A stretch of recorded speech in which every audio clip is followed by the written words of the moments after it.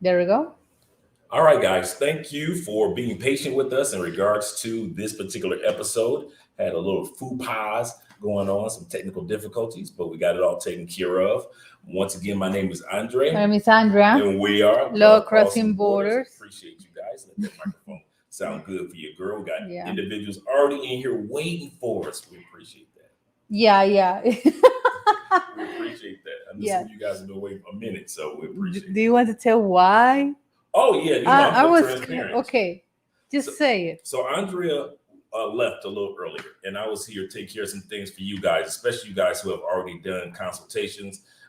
There's some information that I want to get out to you. Some of you guys have been waiting for. So Wi-Fi started acting up. Let us know. Speaking of Wi-Fi acting up, man, I left my phone in the other room. I gotta go grab it for a second. Okay, going right. I still You go ahead. saying hello to the Go ahead. Go ahead. to the audience tonight, of course. But yeah, you guys, as Dre was telling you, he was checking the Wi-Fi outside of the house, and the door closed, and Dre was waiting for me to back home, and that he was upstairs, and I came home, and I like, okay, it's 8 p.m. Okay, maybe he's walking, I don't know. When I went to the studio, I saw his keys and his cell phone. Say, this is weird. We always take his keys with him. So it was 8:30, 8:38. I said, wait a minute, we got a live stream. Andrew's super strict when it comes to live stream and everything. When I just saw like a chocolate head, and I said, Andre, yeah, Andre just looking at me. I was like, we got a live stream to do, and yeah, it's because that happened. But it was so weird. I'm about you guys. I was worried that I'm about to test to the group. For the group that we have on WhatsApp. Say, hey, do you know anything about Andre? I mean, I'm gonna start to getting worried. But yeah, that was the story behind. Yeah, I locked myself out, so I've been outside for maybe about a good 2 hours. About a good 2 hours. But it was cool because it was time I met it. She thought I was going to come in the house all, oh man, I can't believe it, blah, blah. No, I'm but not one of 2 hours, yeah, babe. good time of medication and Poor my baby. focusing on the topic at hand for tonight. I'm not one of those people. It takes a lot to get me upset. So I'm one of those people that's like, okay, it is what it is. It happens. Yeah, maybe God has something that Yeah, I yeah. had some quiet time with the Lord, so that was good. Yeah. Okay, I'm going to start to shout out to the people that start coming to the live stream. Thank you so much for the people who started coming. Bruce, wait a minute. There we go. We got Bruce. We got Steve Santiago. Andre making coconut limonada. Oh yeah, coconut lemonade. Oh, yeah, love it. Vlog is here. Thank you so much. In the building. Habla Conmigo TV, Don Omar, thank you a lot for being here. Estefano, buenas noches. Buenas noches to you. All right. Okay. Pernell. Partner build, Victor build. Mhm. my bad. Javier Diaz is here too. Brownson is here too. Thank you a lot. Felicia, thank you so much for always supporting Live stream queen. Oh, yeah. the channel. Thank you for the people who start to come, you guys. I hope to see those likes up. 52 people, 52 likes. Thank you very much, guys. And once again, thank you for being patient with your boy locked himself out. And I'm thinking I could hear Andre when she came in because we're on the third floor. The terrace is on like third and a half floor. So I'm thinking, okay, when Andrea comes in, I can hear her or the car or anything. The door closes, but I didn't hear anything. I was so focused on in my thoughts that I actually didn't hear Andrea when she got here. She was here before, the live. We start the live stream at like 9:30 Eastern, and Andrea was here at 9, and so I was upstairs, so I didn't know that she was here. But today's topic, guys, is a very enlightening topic because we're one of the few, and we're not saying this in a braggadocious way. I hope you guys realize this. There are some things that we notice that men come to South America, especially Colombia, and you're paying for, which is technically Mhm. free. Doesn't cost a thing. But some of you guys are coming out of your pocket for things that you think that you should be paying for, but you shouldn't. And so, as one of the few couples that you guys get a chance to speak to back and forth on YouTube here in Colombia, because we can't think of any more, all of our people are single. Ace, Flyboy Away, Austin, shout out to Austin. All you guys are Brazil, yes, yes. I can't think of anybody that's in a stable relationship on Only YouTube you. other than me. So maybe Maya. Maya's been in her relationship for a while, and Kizzy, but other than that, talk to you on a regular basis about relationships. You're stuck with your boy Andre. So until somebody else falls in love in South America and tells you how it is. Yeah, remember that. Yeah, finding love in the now the Christmas time is coming. Yeah, this Mm. is Andre time. Christmas begins in September in Colombia, so they start to slowly celebrate right now, all the way until December. No, but the testing start this tomorrow. That's it. Obviously, Oh, because the Christmas time is coming, so I need gifts for my kids. oh, there we go. You know I'm a savage comments anyway. But thank you guys for being here. So we're going to be talking about some things here in Colombia that you guys need to look out for that you don't have to pay for. You'll get these things automatically when you travel here to Colombia or to South America, especially when it comes to the ladies. We're going to do this in two parts. First part of this video is, and I'm surprising Andrea. The first part is we're going to go through our regular 10 steps. The second part, Andrea is going to leave, and it's just going to be me and you guys, and I'm going to invite some of you guys up on a panel. So we're going to put the link out here after the first hour. Yeah, I'm just going to leave. It's going to just be us guys having a barbershop talk. And I want to hear what you guys have to say about this list that we talk about, that some of you guys are just paying too much for some of these things that you can get in Colombia for free, $3.99. All right. Do you have extra Wi-Fi to handle that? I hope we do. We'll see. It won't be long. So far, so good. Won't be long. Yeah, right. Okay. Tobias, thank you so much for your donation. Smash the like button, and if you are getting value from this content, show your appreciation by dropping something in the donation bucket for Andre and Andrea. Thank you so much. And thank you guys for your super chats and your stickers. We appreciate that. Okay, yeah, we're going to start about it. Mario Edwin, he say, what things do you do to make this lifelong love connection? Thank you, Wade, for your donation. We can go back. We're gonna discuss something like that tonight. So we're gonna answer your question, Mario. Yeah. Steve, thank you so much for being here, of course. Werman Looks Magazine, thank you a lot. Right. Yeah. Okay. Wait a second. Let me go. Hey, bro, I'm glad to be here. Also, this Friday, while Andre's doing the shout outs and going through that, this Friday, we're going to have a topic about passports being the new gold rush. For those that are kind of like thinking about getting your passport or renewing your passport, you better realize that there are people that are of upper echelon that they treat passports now in second citizenship. It is the new gold rush that's taking place. We're going to talk about that.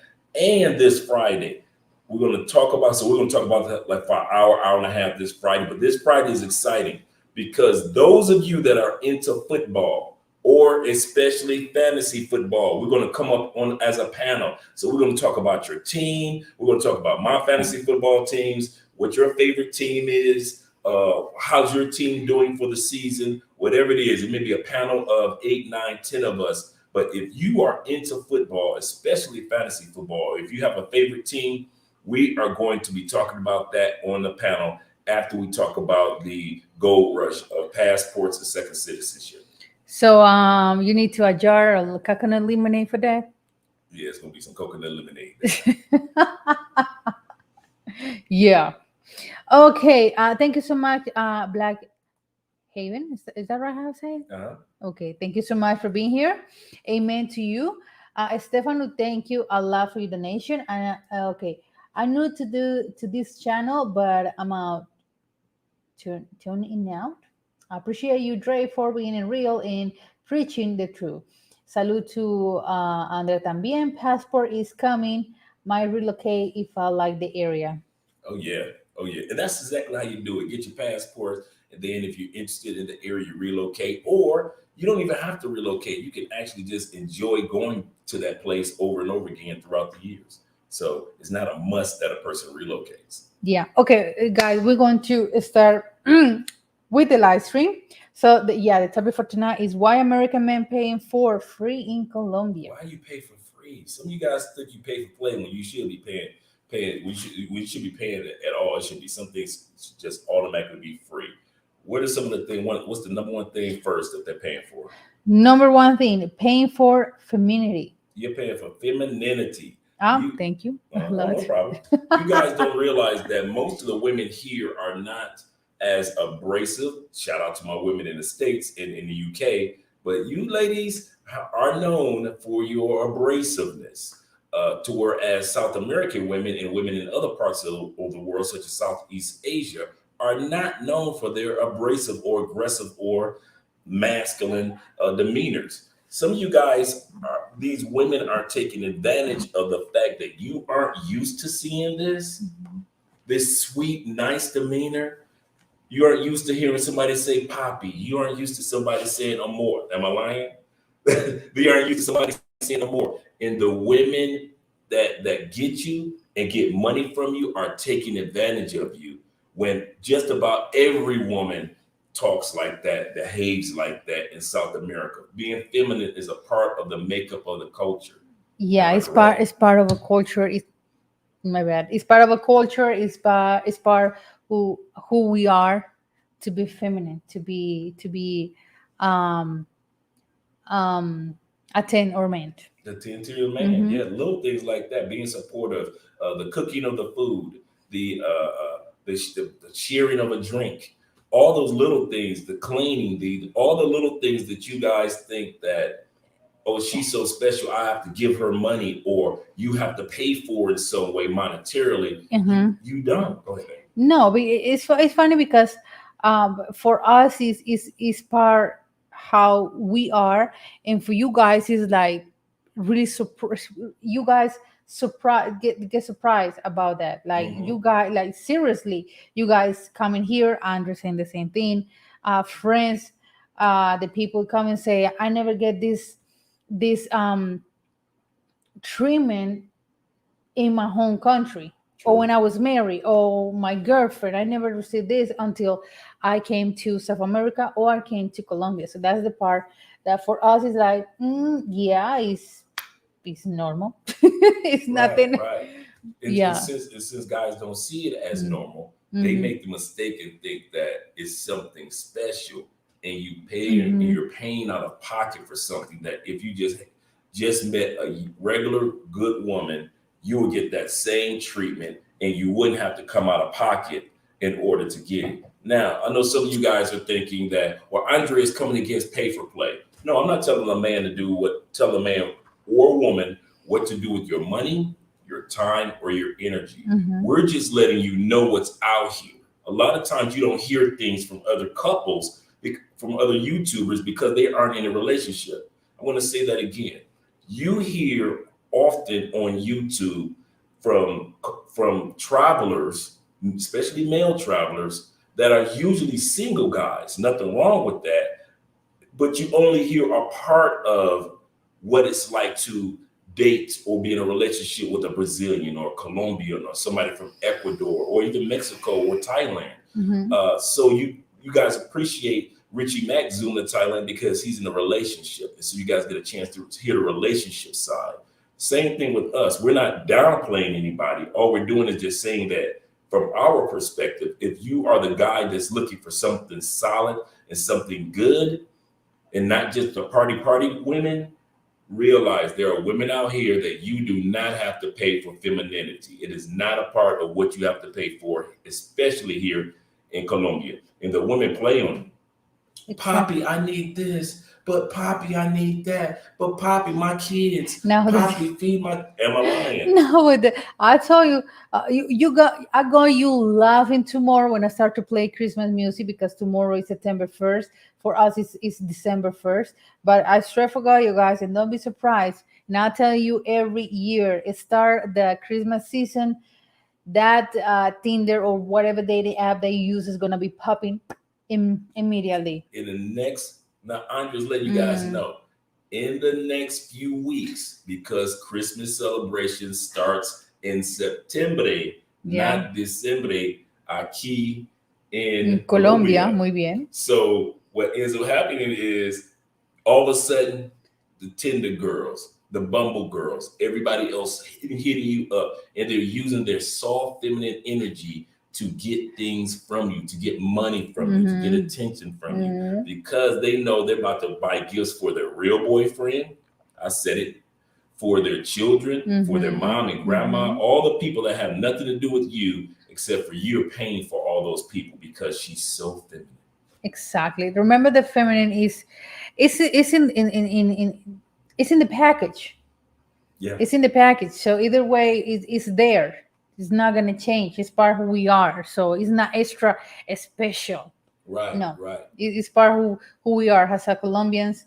Yeah, it is what it is. I always say. Yeah, if us foreigners weren't around, you still be feminine to the local guys. To the local guys, the Colombian man is really, really normal. It's nothing special. It's special. I have another word and I forgot. You're not, in other words, you're not making her feminine because you're spending money. You're not making her, no, it's the opposite. She's making you spend money by using her feminine ways. I'll give you a perfect example. The opposite of women in the United States. If you say, Andre, would you buy me a $1,000 purse? And I say, no, I don't know you. We just met. This our first date. You must be cheap. You must be a poor man. You must not got any money. That's how they do in the United States. They try to insult you to get you to spend money on them. That is BS. They do. They just, you must not be balling. You must not got it like that. I thought you was a man that had money. Here so in they try to shame you. But go ahead. No, you're gonna say something? No, I think you're gonna say the same thing I was gonna say. No, here is not the 1,000. Obviously, no, and purses and no. Here is the nails, the eyelashes, the hair. Listen, you know that, I need to do my nails, and the guy immediately like, wait a minute, we're not in Colombia, dude. We're not. You're not even my woman.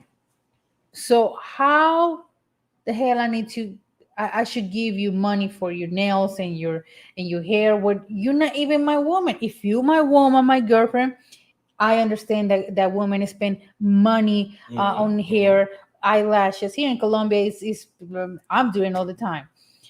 Nails, it smell nice, all of that. But they say, if you're not my woman, in Colombia, men, they say this: if she's not my woman, I won't give her any peso. No, work for yourself. I mean, if you want me, I can recommend some companies, though they say, right, I can get you a resume. I can get you a resume, a job. Yeah, get a job, but I'm not paying for your stuff. You're not even my woman. Right. And I say, that is true. That is true. She's not your woman. Like, why you give her money just because what? Because she's pretty, and if you go on a date with me, you already know how is the hookup with me. No. Right. And that's how Colombian men are. They already know that you can't trick them with your beauty. You can't trick Colombian men or Brazilian men with I'm so feminine. They're like, my mama feminine, my sister feminine, my little niece is feminine. So you're not tricking me. But as for foreign men, we aren't used to that. And so women get money from us just by being nice. You don't have to pay for that, guys. It's free here. You can go ahead to the comments page. Oh, of course. Okay, my bad if I said it wrong. Hey, Andre and Andre, I love your channel. Thank you so much for your donation. Tyler, he said, it's sad but it's because we're dealing with this aggressive. How I pronounce this one? Wrestlers. Thank you. Over here, and I think do pay because they think it's so good to be true. Yeah, it's too good to be true. Yeah, Okay. that's true. That's a good point. Yeah. Thank you so much for you. For you. Yeah, Thanks, I'm so used to thank you. PR. She's so used to saying it. Because I said found, so I've immediately thought donation. Thank you so much. Oh my God, you guys. Will, thank you a lot Shout for out to being here, Will. Will. It's nice to see you again. Okay, wait a second. Large Confessor, he is here. Here from America, Connecticut. All right, shout out to Connecticut. Yeah. Tyler saying feminine. Femininity. Thank you. On my tongue. In the States, it's like finding a dragon and can't wait until this passport gets here. Femininity in Espanol. Feminidad. Feminidad. Yeah, with D at the Feminidad. end. Oh, Feminidad. feminidad. Feminidad. Uh-huh. Okay. Yes. Muy bien. Thank you so much for your donation, Louis. I'm ready for tonight. Listen, Uncle Dre, Auntie Andre, Uncle Dre. Oh, that's funny. Okay. I'll take that. Ransom, he said years ago, I date a much younger lady in Auckland, and for Christmas, and I gave her a package of body lotions, Mhm. and she immediately drove me to a store and had me buying her 100 pay of. Wow. Wow. Okay, That's crazy. we have only been dating 2 weeks. That's crazy. See, that's the part we're paying for things we don't have to pay for as men. Well, what I mean by that, sometimes it is not bad to walk away. It is not bad. I repeat, walk away. If you have to pay for femininity and support, and because that person is cooking you a meal or making you a drink in Colombia and you think it was just so sexy, you're doing it wrong because they did that for their uncle yesterday. They did that for their brother. Like Yeah. it's like me looking at Andre like, oh my God, thank you, Andre, for all the good meals. And then Camilo comes in, her brother comes in, she cooks the same meal and makes it, serves it the same way that she did me. Yeah. It's like that. It's just a part of the culture. Yeah, obviously. What are you about to say? Because my brother, even my brother is 23, and he is still, for him, it's still hard see me as a wife. And he said, I can't, the you cooking a meal? I say, do. I mean, I do it every day. And he said, are you a really good wife? I'm going to ask Andre. Say, ask Andre. I'm a good wife. Shout out to Camilo. Yeah, because he said, lazy woman, like we know some lazy women, he said they're not ready for be a wife because they don't have the responsibility and the, how do you say, babe, the, not the energy but the mindset to be a wife. And I know some of you guys like to spend the money on the ladies because you appreciate what she does. You ain't got to do that, bro. She would have did it anyway. Shout out ATL in the building with the bow tie, representing so clean. Malik, Banco. That's what's up. That was so funny. Okay. Afortunada, he said, buenas, buenas. How hard it is for Colombian women to live abroad. Sorry, my bad. To live my abroad? bad. My bad. Or in another country? I know family is important. Just depends what she wants and what is her plans. And how often she wants to come back to see family, like Andre. Obviously. $100 for a pair of shoes. He's coming. Yeah, thank you so much. Yeah, no, to us it's different. I mean, I'm Andre's wife. He already knows. He already knows. Yeah, yes, it's a given. No, that's why that is a, let's put it different. When we start testing and dating, and you start to Andre, I remember that Andre sent me so many links of those fashion websites. Fashion Nova, Fashion Exactly. Nista, all those websites. All of that, and he started, choose something. I was like, shoe the one that you Choose like. something. Thank you. And I was like, wait a minute, why you, no, we don't even boyfriend and girlfriend that time. Mhm. And I was like, why are you buying me stuff? I'm not asking for you anything.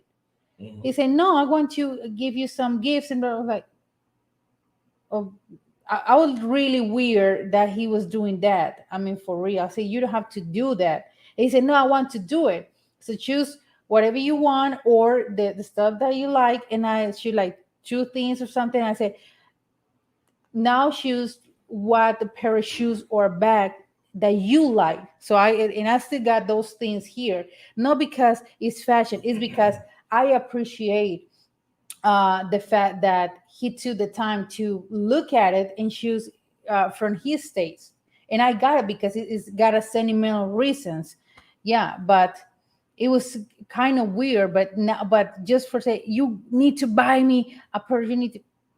Yeah, Andrea. Yeah, and the funny thing was, I'm gonna tell you something, guys. A lot of things that I talk about now are also lessons that I learned. Mm-hmm. So a lot of things that we're going to mention today is not where Andre came and he did everything just right and he was all perfect. And a lot of stuff that you guys have done, I've had my simp moments. You know, I remember I was coming back and forth to Colombia before I met Andre down here. So do realize we've all had our moments. So any guy that tries to make it seem like I've never had a bad moment, I've never overpaid, I've never did this, I've never Mm-hmm. did that, I never made a mistake and chose the wrong person, you're lying because we all meet and break up with people in the States. And so Yeah. it is also here. So don't think when I sit back and I'm here right now that I'm as if I did everything right when I came to Colombia and I did nothing wrong. No, I'm just like a lot of you guys. I just went through that stage already. And now Mm-hmm. I can share some tips with you on how not to make some of the mistakes that I made. That's all. Mm-hmm. Okay, guys. So back with the number two, I'm going to continue reading, of course, the super chats and everything when we're done with number two. So number two is paying for beauty.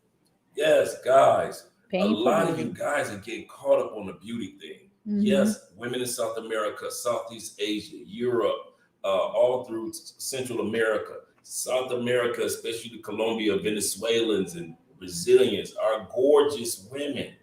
Got you. But you guys are paying too much for beauty. Some of you, I give you a perfect example. You walk up to a female and you want to pay for play. She's down. Soon as you walk, you don't know how good her sex game is, her intimacy game is, nothing. All you know is that she is the most beautiful woman you've seen. She comes to you and says, 400,000 pesos, 600,000 pesos. What do? Okay. Would a Colombian man pay 600,000 pesos for any woman in here that you see, the regular women that you see walk? 600,000 pesos. 600,000 pesos. No. Thank you. You guys, the average Colombian male only pays 50, 60, maybe 70,000 pesos for the same one that you are paying 400, 500,000 pesos for. Because he knows she's not the only beautiful one. He doesn't treat her like she's the only beautiful one. He looks at her Yeah. like, I got 70,000 pesos. I need to get back home to my wife in 20 minutes. What's up? And she's going to take that 70,000 pesos and do the exact same thing to that Colombian guy, not because he knows Spanish, because he knows better, because he's not tricked by beauty. Beauty in Colombia, especially in South America, is free. You're paying for what is free. In other words, like I always say, most guys only pay for beauty or negotiate the price for beauty. You don't know how bad or horrible her sex is. You don't know anything about her. All you know is, oh my God, you're so beautiful. You got a big behind. Look at your waist. Oh my God, look at your cheeks. You got green eyes. And you sit back and pay 600,000 pesos, 400,000 pesos, 250,000 pesos. Are you crazy? For the same woman. And you don't even know how good she is. Realize, guys, come to peace with this fact. And Andre can attest to this. Mm-hmm. Beauty is free in South America.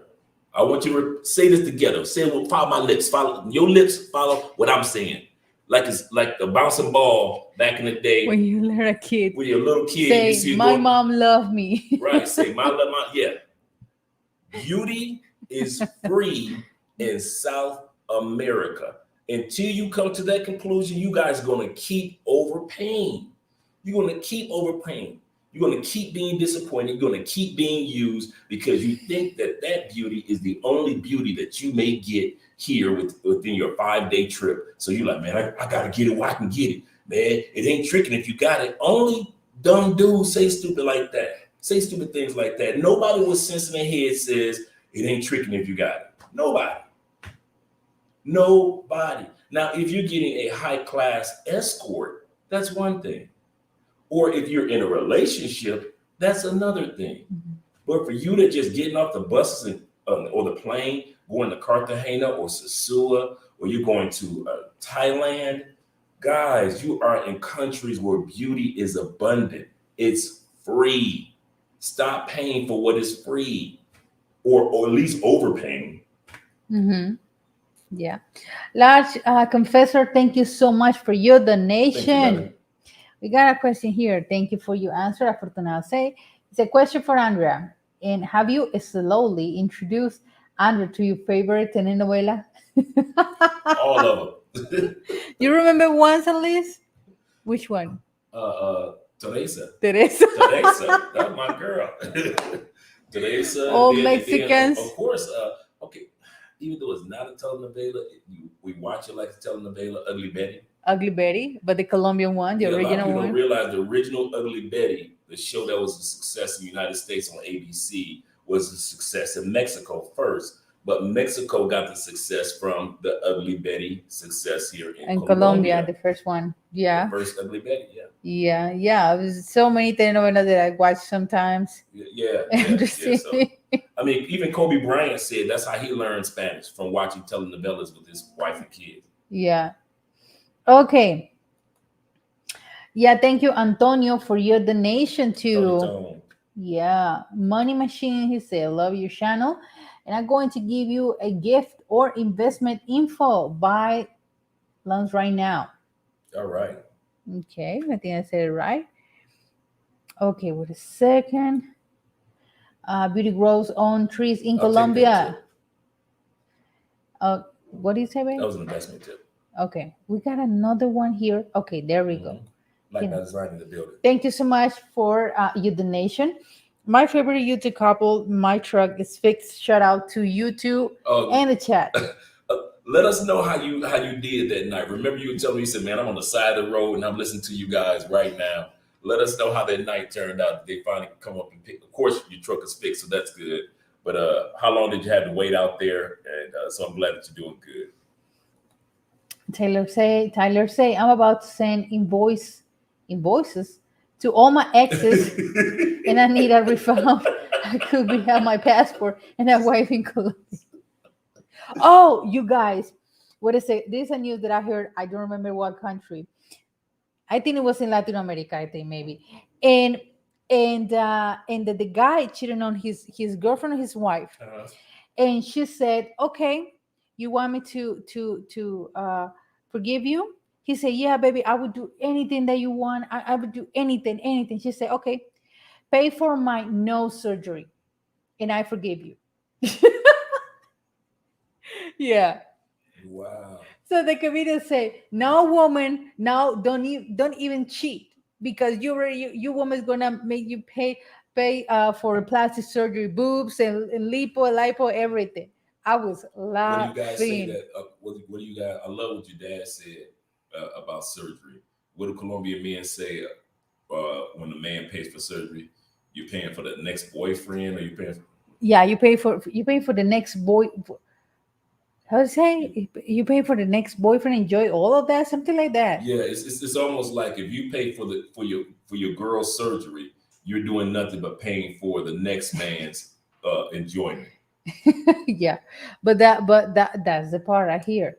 That's an agreement that you need to make with your husband when you have kids and everything. Okay, I got 2-3 kids, and this time, but already know that I'm gonna get my surgery. Mm-hmm. So many women do the same thing here in Colombia. They got the agreement. In Colombia, it's very common for new mothers to have that agreement with their husbands or their long-term boyfriends. Mm-hmm. That, hey, if I have a baby, You might as well put it in the budget. Andre already know. I got my kids, and I do it. I do it again. If I need to do it, I would do it again. Yeah. Yeah, I don't want my birthday here and no. Yeah. Andre's she already came to me like, when we start talking about kids, she started talking about, you do know. She started talking about surgery. Like the moment we're talking about having kids, she started talking about this. You do know what we do here, right? And so it was like a contract we were like business negotiating. It was like, well, if I do this, then you do that. Okay, deal. We shook hands on it. Yeah. Marlon say, do you guys get what? Do you guys get caso cerrado? Caso. I think he said caso cerrado in Colombia.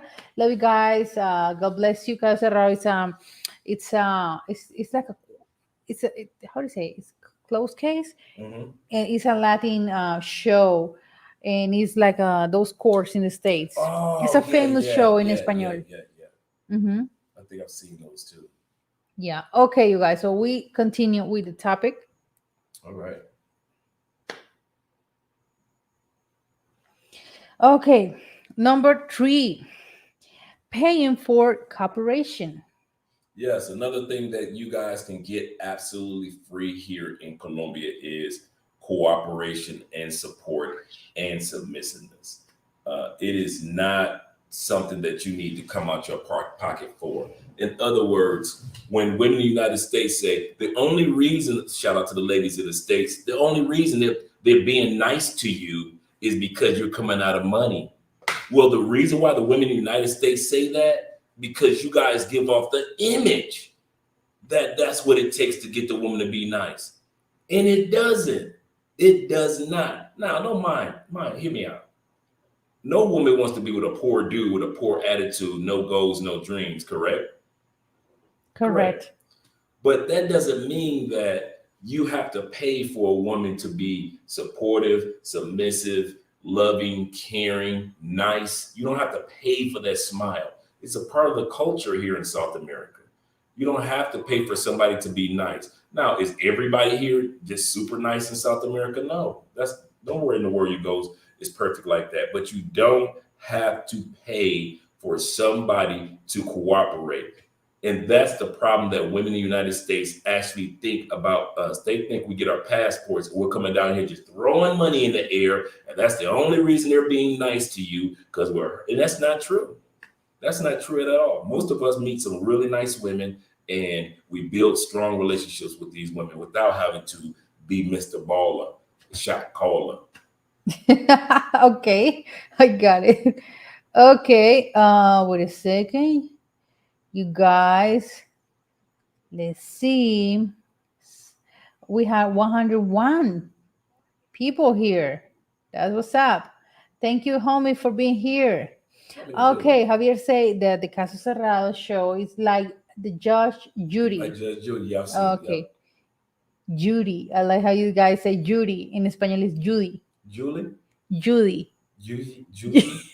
Judy. Judy. Judy. Uh-huh. Judy. Say, how do you pronounce? Judy. Judy. No, Judy is not. No, I forgot. Judy. Yeah. It's crazy. Judy. Judy. Andre, Andrew, my best friend said, how is Andrew? Who is Andrew? What are your husband? It's Andre. Nobody ever calls me Andre here. It's either Andrew, Andres. Andreas.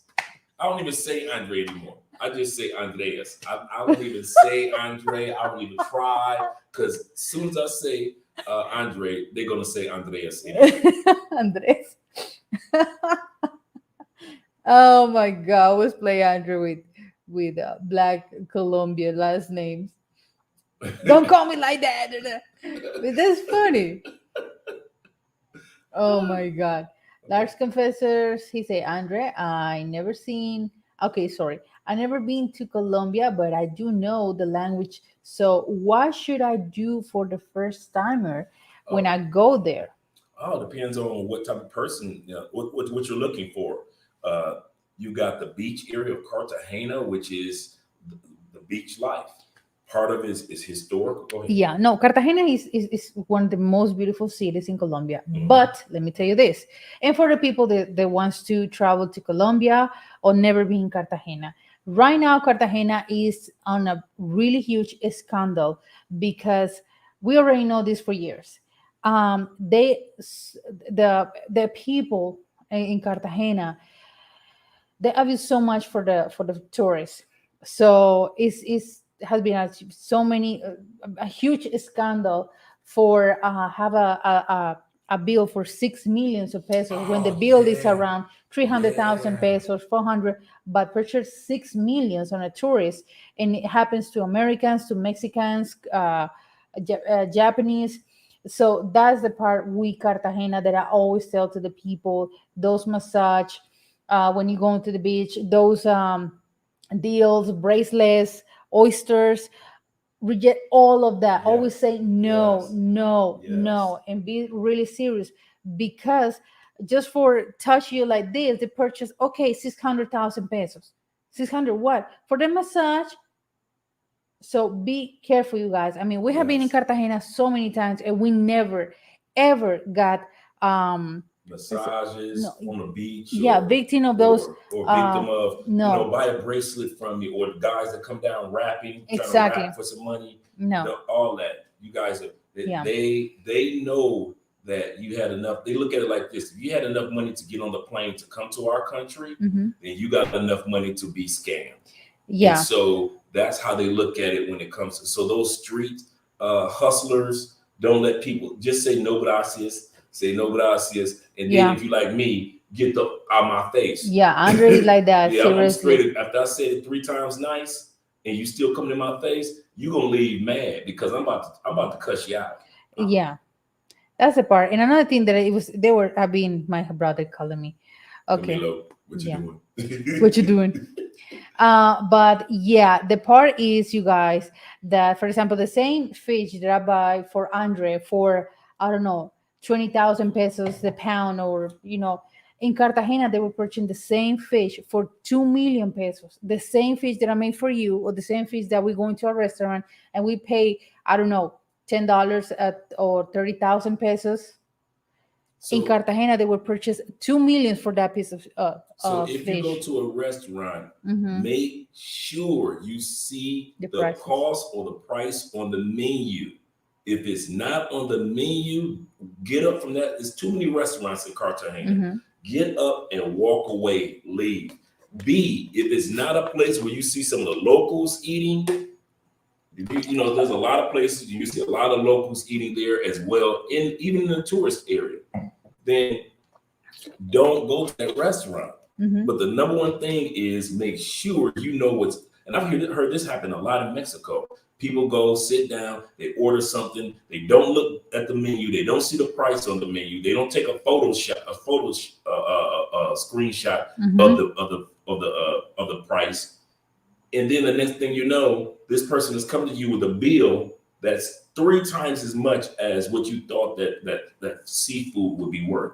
So make sure you don't make that mistake. Like I Yeah. said, I've heard that happening in Mexico and some of the Caribbean islands as well. Yeah.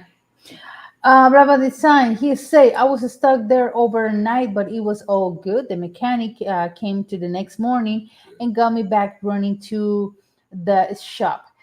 So it's the cost of owning your own truck. There you go. Yeah, thank you Business is so much business. Mm-hmm. for always your nation supporting. Thank you, brother. Okay, let's see. We gotta. Just wondering, have you done a live talking about Cali mainly? Cali Manley. Give us a little bit more detail Information. information or detail what Cali Manley is or Manny, so we'll know what that is. Stefano say, is there any more festival coming soon? Oh, so many. The Salsa Festival is coming in October. We got the Cholado Festival that is a dessert here the next week. Next week. Yes, sir. We get And that dessert in Cali. It's Cali. fruit. Ace had it on his videos. We had it on one of our videos when Ace came to Cali. It is ice. It's almost like slush, ice cream, fruit, uh, vanilla wafers, covered with ice cream and caramel all over, like caramel just pouring. When Let's you run see. out of caramel, they come to you, put some more caramel on it. I mean, it's you can only get it in Cali, and it comes in this big, like nice size container. And then as the slush starts to melt, and the ice cream starts to melt, and you've eaten all the fruit and everything, fresh cut fruit off the top of it. You've eaten your vanilla wafers, not vanilla wafers, but yeah, the wafer snacks. And so you've eaten the wafer snacks, and Mm-hmm. they give you more caramel, and you get one of those straws that have a spoon at the bottom. So you're eating it with the spoon. Then all of a sudden it turns into this nice ice cream slush at the bottom, and then so now you just enjoying it. I mean, it's a great dessert, and they have a location down here in Cali where it's just like 3 blocks of nothing but vendors that sell. There we go. That's it right there. Yep. Let's see if it's clear to show to the people. That's a It's good one like this. too. Let's see. I hope that the guys can see it. There we go. Yeah, That is yeah. chelado. And that's a small cup. That's a small- That's a small cup. because the one that we usually eat like this. Yeah, yeah. So you can't miss it. It's like this. You go to this one area, and like I said, straight down like for 3 blocks is nothing but vendors, and even shops across the street sell this particular dessert. So they're having their first annual festival for this particular dessert. So Basically, diabetes in a bowl. Well, yeah. yeah, yeah. A Yeah. lot healthier than Dairy Queen. Let's put it like that. Dairy Queen's the ice cream shop in the States. Okay. There we go. Wait a second. More festival, beautiful couple. Okay. Not bad. Well, Sue. I'm sorry. The Thursday seem black. Plague. Have ruined Cartagena. Yeah, yeah. And while Andre pulls that up, I was talking to a friend of mine who got drugged here in Cali. It does not happen often, but this is the type of dude. I told him, I said, if I could see anybody getting got, it's you. It's you. I say, man, you so sloppy in everything that you do when it comes to women.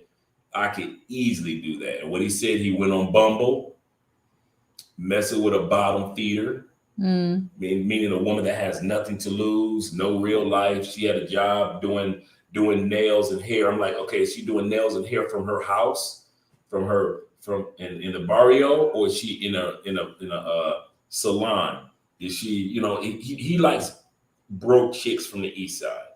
He's been living here, he lives here and still pays for play.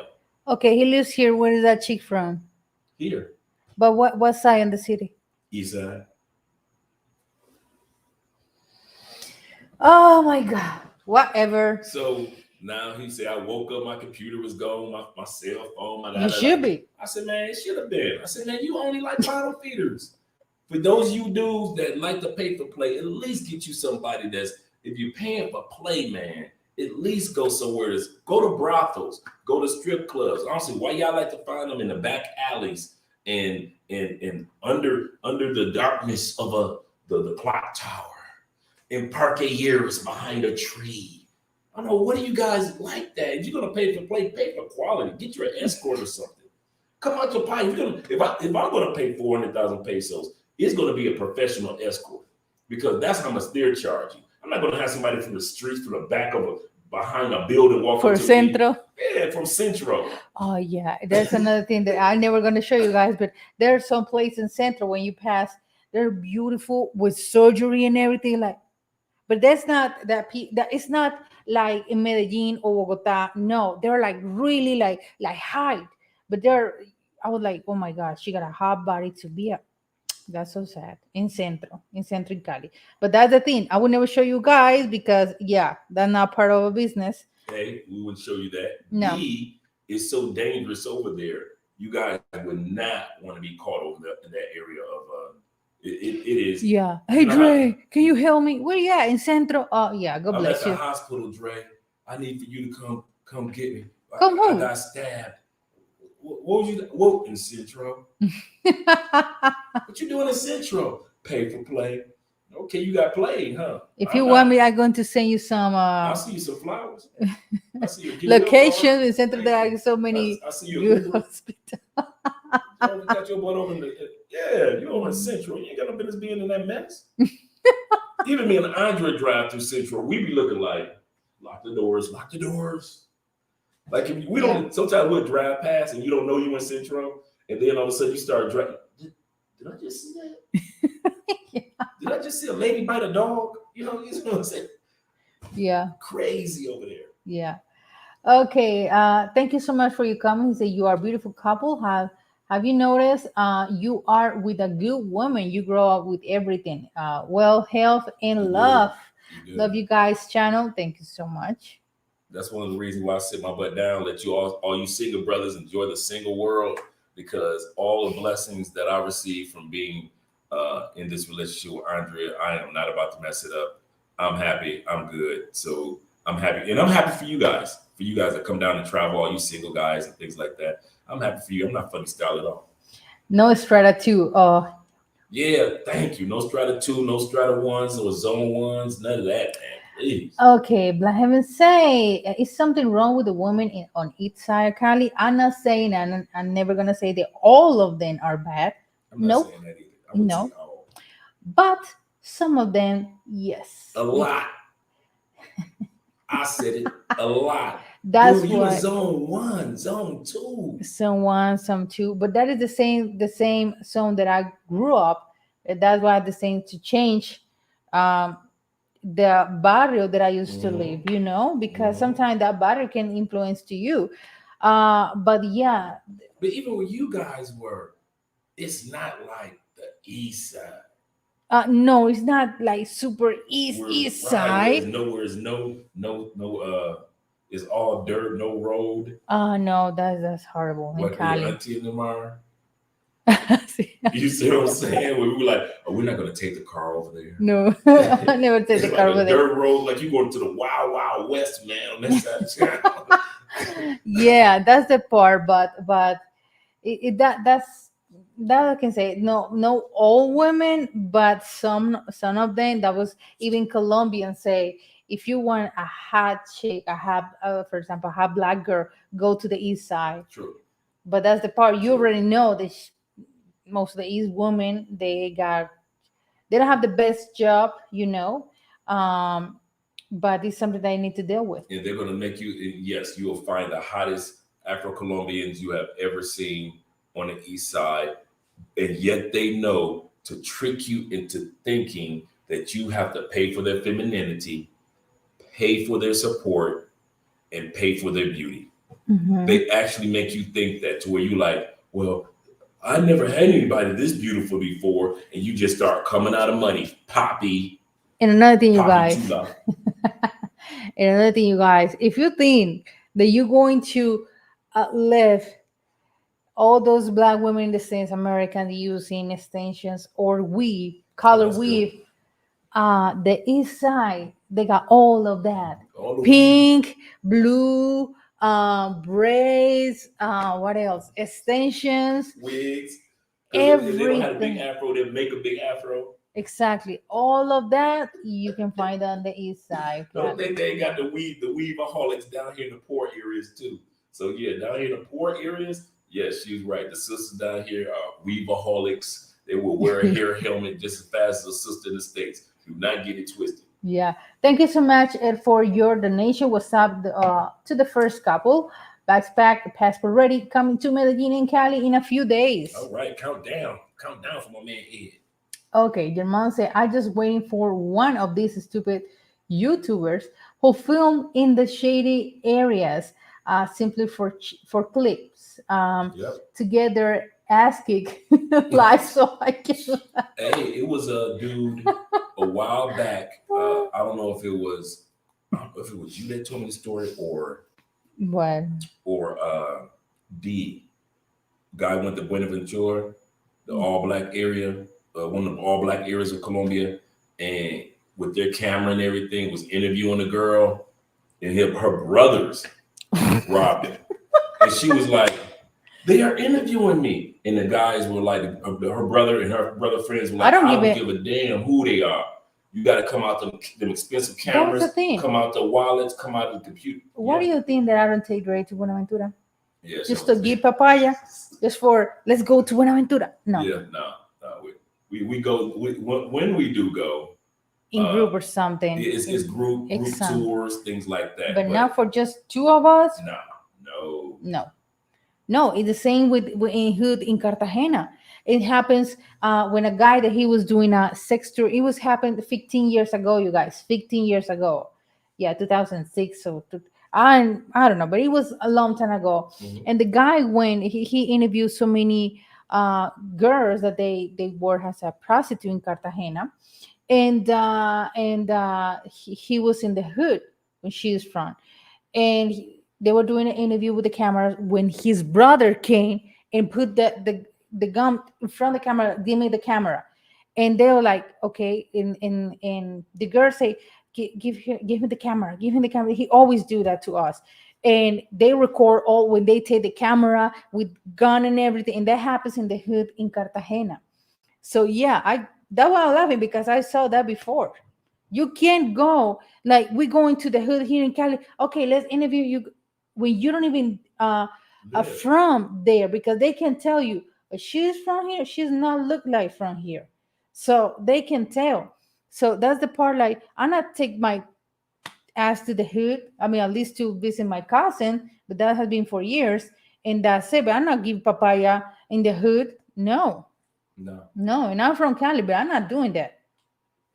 No. Okay, back to the topic. Okay, Jalil say thank you so much for your donation. She said the message is clear.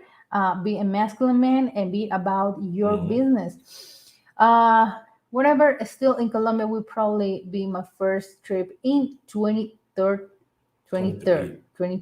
Salud, family. That's good. What's up, man? That's a good time to come. Okay, we got a question to say. Do women in some one or two never leave the area?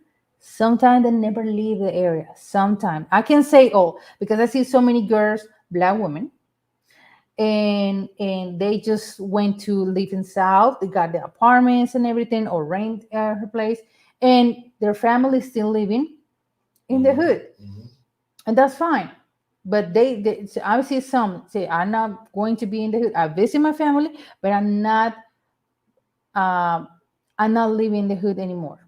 I need to grow up. Right. Yeah. Right. So you'll find some women that are very successful, but their family's still in the hood. And you'd be like, so when they go back to see their family, it's like, okay, I'm back in the hood, I'm hanging out with my people. But then you will see them later, and in their career, and they have to be professional in what they do. So yes, not every sister that will stay in the hood, but you'll meet some good women that have great careers, great Black women that are doing some amazing things here in Colombia. Don't think that only in the hood where you find good women, good Black women. That's not true. We're just saying that in the hood, guys that come down here that don't know any better, they think the only place they can get beautiful Black women is the hood, and that's not true. Eastside Cali sounds like South Memphis. Sound like Eastside Detroit, Southside Chicago, Watts. I'm telling you, that's parts of Oakland. Yeah. Yeah, it's some areas, some neighborhoods in Cali that I never go. Obviously, I never go, but when I do favors for my family and the driver take out, I was like, what barrier is this? What? Okay, let's go, because it looks dangerous. It's dangerous. So yeah, some part of Cali that I never go, of course, and I don't even know that there exists for real. So I keep in my north, okay, and no. Yeah. No. Okay, Chris, thank you for your donation. Is there any site to show what is your private consultation? Yeah, of course. Are there realistic expectations to meet a girlfriend, wife material in a week in Medellin? Oh, okay. You asking for too much. That's it. What are the realistic expectations to meet a girlfriend slash wife material in a week In in Medellin, Medellin? You see his face? I'm done. How much time is really needed in Medellin. in Medellin? Hey, I'm gonna tell You you say something. Medellin. That's like going to United States for the first time and asking somebody, "How can I meet a wife in Las Vegas in a week?" Because that's where you're going to the equivalent of when you go to Medellin. You're literally asking us, "How can I meet a nice girl in Las Vegas in 1 week?" Now, are there any good women in Vegas? Of course, there's some good women in Vegas. But for a total stranger from another country who's never been to Las Vegas Mm-hmm. to find a good woman in Vegas in 1 week, ugh, yeah, you asking for it. Hey, make sure you stay in touch with our channel because you got a story to tell once you get back if you think that's gonna happen. You need to come on and just tell us, well, I went to Medellin and here's what happened. I'm telling you, it is not going to happen in a week, especially in Medellin. No offense to you guys that go to Medellin, hang out in Medellin. Hey, Medellin is cool. We all got our first little taste of Colombia, usually in Medellin or Cartagena. That's how most of us did. But most of us who have been to Medellin, we already know you can't take Medellin women serious. No offense to Medellin, let's put it like this, there are very few times you can take women in Medellin serious. Medellin is known for fun, for festivities. No matter what barrio you go to, it's basically the same. But at the end of the day, and Andre used to live there, so she could tell you. She could tell you it's not like something we're just saying. So I'm telling you from the perspective of a man, Andre could tell you the same thing from the mindset of a woman. That Medellin, when Colombians talk about finding love, Medellin is not the first city that comes to mind. Yeah. So that's the party, guys, or you that you want to go to Medellin and ask for a woman. No rush. And if you No guys are rush. interested in private consultations That's the info. that we do, I've got a couple scheduled for this weekend.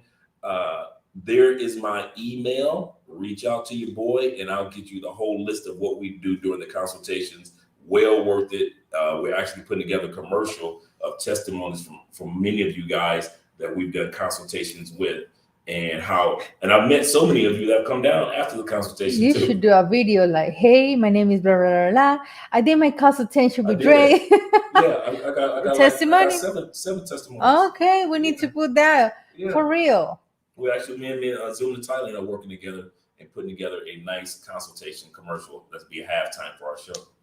Andre, my life before Andre, my life after Andre. Yeah. So shout out to you guys that want to do consultations. Okay, Louis, thank you so much for your donation. He said, what I mean is, have you made a video talking about Cali, Colombia? Yeah. We've done plenty of videos on here, man. We probably have more videos on Cali, Colombia than any other topic. We haven't transferred all our videos from, remember this is Love Crossing Borders TV. That's why we're at about 4,000, 5,000 subscribers. Love Crossing Borders, the original, that's the one and we changed the name to Mostly Money. That's the one that's over 100,000 subscribers. So we changed that, but a lot of those videos we've transferred over.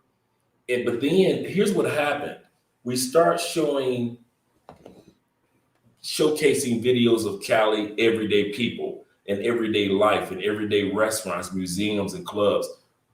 We don't show it like other YouTubers do. We don't show Colombia like other YouTubers do. We go to places that other YouTubers don't go to. We go to the fincas. We go to the coffee regions. We go to parts in Cartagena that people don't usually show. We show places in Cali that other people don't usually show. Mm-hmm. So what I've been thinking about doing is, now that we've got the truck, is doing some Cali drive-throughs. Okay. You know how you guys do the walks? Okay. I think that I just want to turn the camera, have a topic, turn the camera towards the city, and just drive through the city or drive to the airport. Let you guys see what the ride to the airport is like. It will be.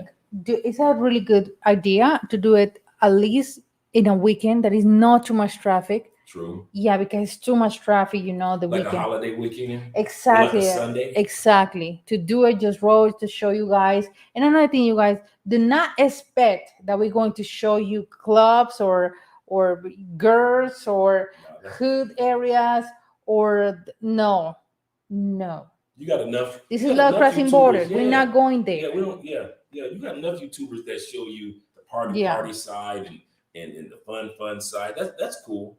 And we go. We hang out too. But there's another side of when you are ready to settle down or relocate to South America, and Mm-hmm. that's who we cater to you Mm-hmm. men and women that are thinking about relocating here and not just partying here. Mm-hmm.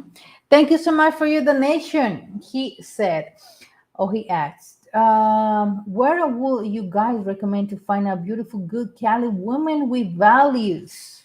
Oh man, all over. All over the Cali? Outside east side. Outside of the east side, No, Isa. no east side, but south side, very nice women over there, very nice apartments over there too.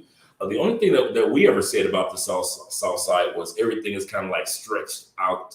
So a lot of stuff is not in walking distance like it is out here out north. The Granada area is really nice. El Pinon area, all those areas are out west. That's a good area.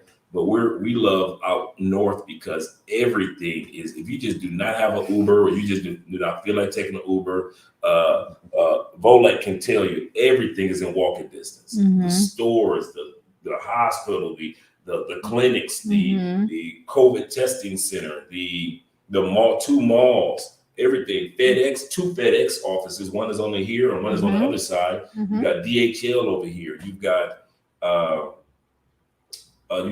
everything from the Dollar City. I mean, yeah, Yeah. Dollar City was Dollar Tree in the States. Mm-hmm. You got Price Mart is in driving distance. You got Yeah. all the club areas of Manga and Jumbo. Jumbo. We're so Right. close to Yeah, Jumbo. 5 minutes away. The airport is only a 20-minute ride compared to if you're out south, it's like 45 minutes, an hour ride to get to the airport. Mm-hmm. So everything is so convenient on the north side. And there's so many of us that live here from the States on this side of the city. We kind of like, it's easy to kind of like run across and come across and hang out with guys. Okay. We got a question here. Salvajes. He said, what part of Colombia has the least amount of single moms? Like they don't have single moms? I don't understand the question. I don't get that either because I've never thought about a place that has we try to go to a small town in the coffee region where they only have 3 mothers. I mean, they have mothers up there. Let me tell you something. Colombia is a full of single moms. So There we go.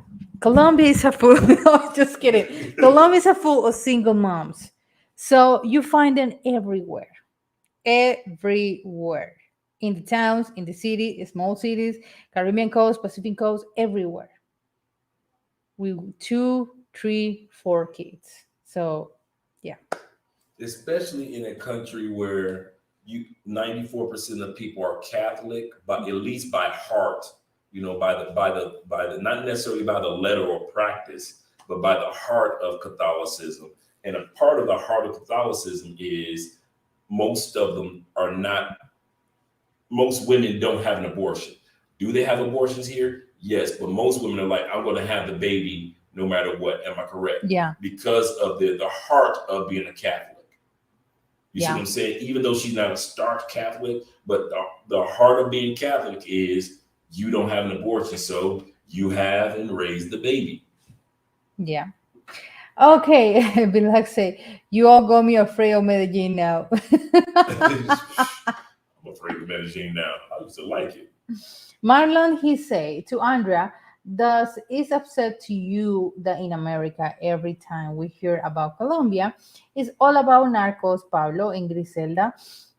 It's sometimes it's really when you go when you leave the country and you go beautiful countries and they all have shirts or paintings about Pablo and like his hero and everything. Yeah, it's upset, but it's so hard to change people's mindset. And I mean, I was so proud of my country that Colombia, the third country, most beautiful country in the world. So that's really cool. So Colombia still fight for that, still doing things to attract tourists, to be a beautiful country, to fix so many problems. So it's sometimes, yeah, it bothers me, but I mean, it is what it is. So I'm not tripping of that.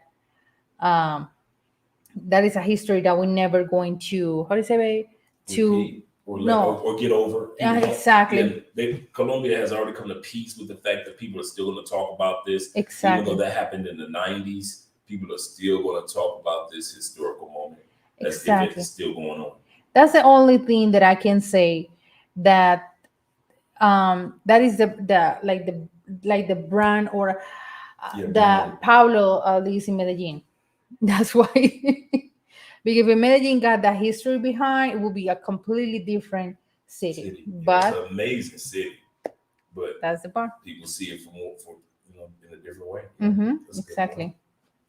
exactly. Thank you so much for the donation. He said, if Medellin is like Vegas, which city is comparable to Bogota? Chicago, Chicago, Chicago. Chicago, Chi-town. yes. It's the same size. Chicago is what 11 to 13 million people, and Bogota is 9 to 11 million people right now. No, but if you say Medellin, he was put an example. But Medellin, and people that have been in Medellin, Americans that have been in Medellin, he say Medellin is like New Vegas, York. No, it's New New York. York. In New York, Okay, I'll because they take have the that. metro, because they have so Ah, I many see what you're saying. tourist Infrastructure. culture over there. That's true. Medellin, super modern city. You see apartments, penthouse that you never seen here in Cali, at least. They are super modern, which is Bogota is more classic when it comes to expensive areas and luxury apartments. They're more classic, but Medellin is really modern. It's like apartment that you never seen just in Medellin. And Cali is type of classic And, too. What? I sit back and I think a lot how sad it is, how modern and beautiful Medellin is, and how much madness is. What's up, D? Uh, how much madness. Oh, okay, let's see what D has to say. D says Bogota is like Queens, South Queens in In the the 80s. That's a good one. That's a good one. I agree with that. Mm-hmm. Okay, wait a second. Let's back to the topic, you guys. Has been an hour. And okay, number 4. Oh my god. Number 4 is paying for families. Yes. When you come to Colombia, a lot of you guys think that you have to pay to be in the family. Because your dollar stretches. True. Mm-hmm. You think I like her, I'm into her. Oh, her family is poor, and one of the ways you try to impress her is by taking care of spending and supporting for the family. So I pull that back because you like to lean forward. So that's like it's even for both of us. You like to do this a lot. The mic can't hear you. So Okay, I got so you. so now, but when it comes to the families, family love and family support here in Colombia is free. You do not have to showboat to the family for them to appreciate or say, come in for a drink or come in for a dance or come in to hang out or come in for a meal. You don't have to pay for this. You don't have to come to people's family just throwing money in the air, because at the end of the day, if you continue to do that, you're going to be looked upon differently than what you want to. You're not going to be accepted for who you are, Mm-hmm. but for what you have to Mm-hmm. offer the family. So stop showboating to families of the people that you like. Just be like you be in the States. Just be yourself. And if the family accepts you, cool. If they don't, cool. But at the end of the day, you don't have to put on this facade of I'm going to support and Colombians, correct me if I'm wrong. Indeed, let me know. Colombians do not like when y'all come with that cape on your back. I'm rescuing you from poor little impoverished. Here's give this to your mama, give this to your grandmother. Some Colombians, the bad ones. Oh yeah, the bad ones they love it. They Oh love to yeah, respect gold people. diggers. Yeah, Yeah, the gold digger family. There my are gold digger stove is families. broke, babe. We haven't cooked because the stove is broke, babe. Talk to your boyfriend. You have an American boyfriend, talk to him. But not all, yes, there are poor families that will sit back and use you. I got so many stories from brothers that have gotten used by not only by the girl who they thought was so feminine and so wonderful, but got used by the family. And the family put the girl on him and used him and still using them. And so at the end of the day, there are families that will cuss out a girl for losing an American ATM. What happened? What you do? Let me call her. Listen, Reggie, she didn't know what she was doing. Come back to us. Come spend all your American money on us. Reggie, she really loves you, Reggie. She really loves you. What the? Reggie. They don't care nothing about you, Reggie. Reggie, you came with the money, baby. Sorry for anybody named Reggie out there, but I'm just throwing a Reggie out there. Keith, Kevin, it could have been anybody. Andres, whoever it is. Oh, that's funny. Okay, you say, I know it's not easy to relocate. Can you explain what income that you must be making annually every month? If it were me, part of me, like I was talking to my uncle earlier, it's kind of funny that you brought this up. If it were me, and after all I've learned about Colombia, I would budget my money for at least $1,000 to $2,000 a month. Maybe I would sit in the middle. Actually, if it's just you and you're living in Medellin, I would say about $1,500 to $2,000 a month. In Cali, 1,000. In Cartagena would be the same thing as Medellin, $1,500 to $2,000 a month. Does it cost that much to live there? No, but you want to have some emergency funds. You want to have your medical insurance. You may you money for Uber, and you know how you like the ladies. Let's be real. A lot of your $2,000 a month is going to the ladies. So I ain't dumb enough to sit back and say that you're not going to need to budget that out. So at the end of the day, this is one of the things that I say during the consultation. I'm about to give y'all this one for free. Any other time is during the consultation. If it were me and I'm day one, I'm coming to Colombia, right? What I would do is I would get an Airbnb for a week to 2 weeks. That Airbnb would give me enough time to find me a furnished apartment for 2 months to 6 months. That furnished apartment would give me enough time to find my furnished apartment that I would have from that time period on out. That's what I would do. That would be my first year plan. I keep my first year to 2 year plan. Airbnb for 2 weeks, find my furnished apartment, because here in Colombia, it's easy even if you sign a 6 months lease, it's easy to get out of it in month 3. It's not hard to say well, I found an apartment, so I still got to pay 6 months. No, it's not like that here in Colombia. Am I correct? You're correct. So therefore, even if you find a furnished apartment for 6 months, in that time period during month 3, you tell them, hey, I won't be here for month 4, 5, or 6 because I found my unfurnished apartment. Mm-hmm.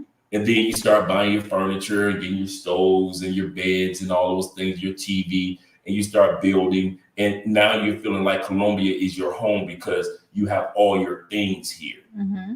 That's what I would do. That would be my step-by-step blueprint. If I never stepped in Brazil, I would do the exact same thing. If I was zooming to Thailand, the exact same thing. Heading to Europe, the exact same plan. Muy bien. That's good. That's as far as you can get for free. These say America 1-2-0. America is flying. Who do we play? America and another team that I don't remember. I just saw here. Who do we play, D? This is It our was soccer team, guys. America the Cap. America was playing with, I got here the Google. America and Bucaramanga. Okay, cool. In All America won. That's good. All right. Okay. Hopefully we have a good season this go around. Yeah, that's true. Okay. This say okay, wait a second. Do you guys another comment here? No. Okay. So, and you girl or whoever you're dating, you shouldn't put you in those type of situations where it looks like you need to support their family. Correct. So another thing here, if you want to help out of the kindness of your heart, so be it. So be it. Okay, So my be bad. it. Mhm. We all use each other in some type of form or another. Yeah, everybody helps out each other, but when everybody's leaning on you, that's what Dee was saying. You know, don't put yourself in situations like that. Steve saying my nickname is Reggie. Okay, Jermaine. You know, in Colombia they use black.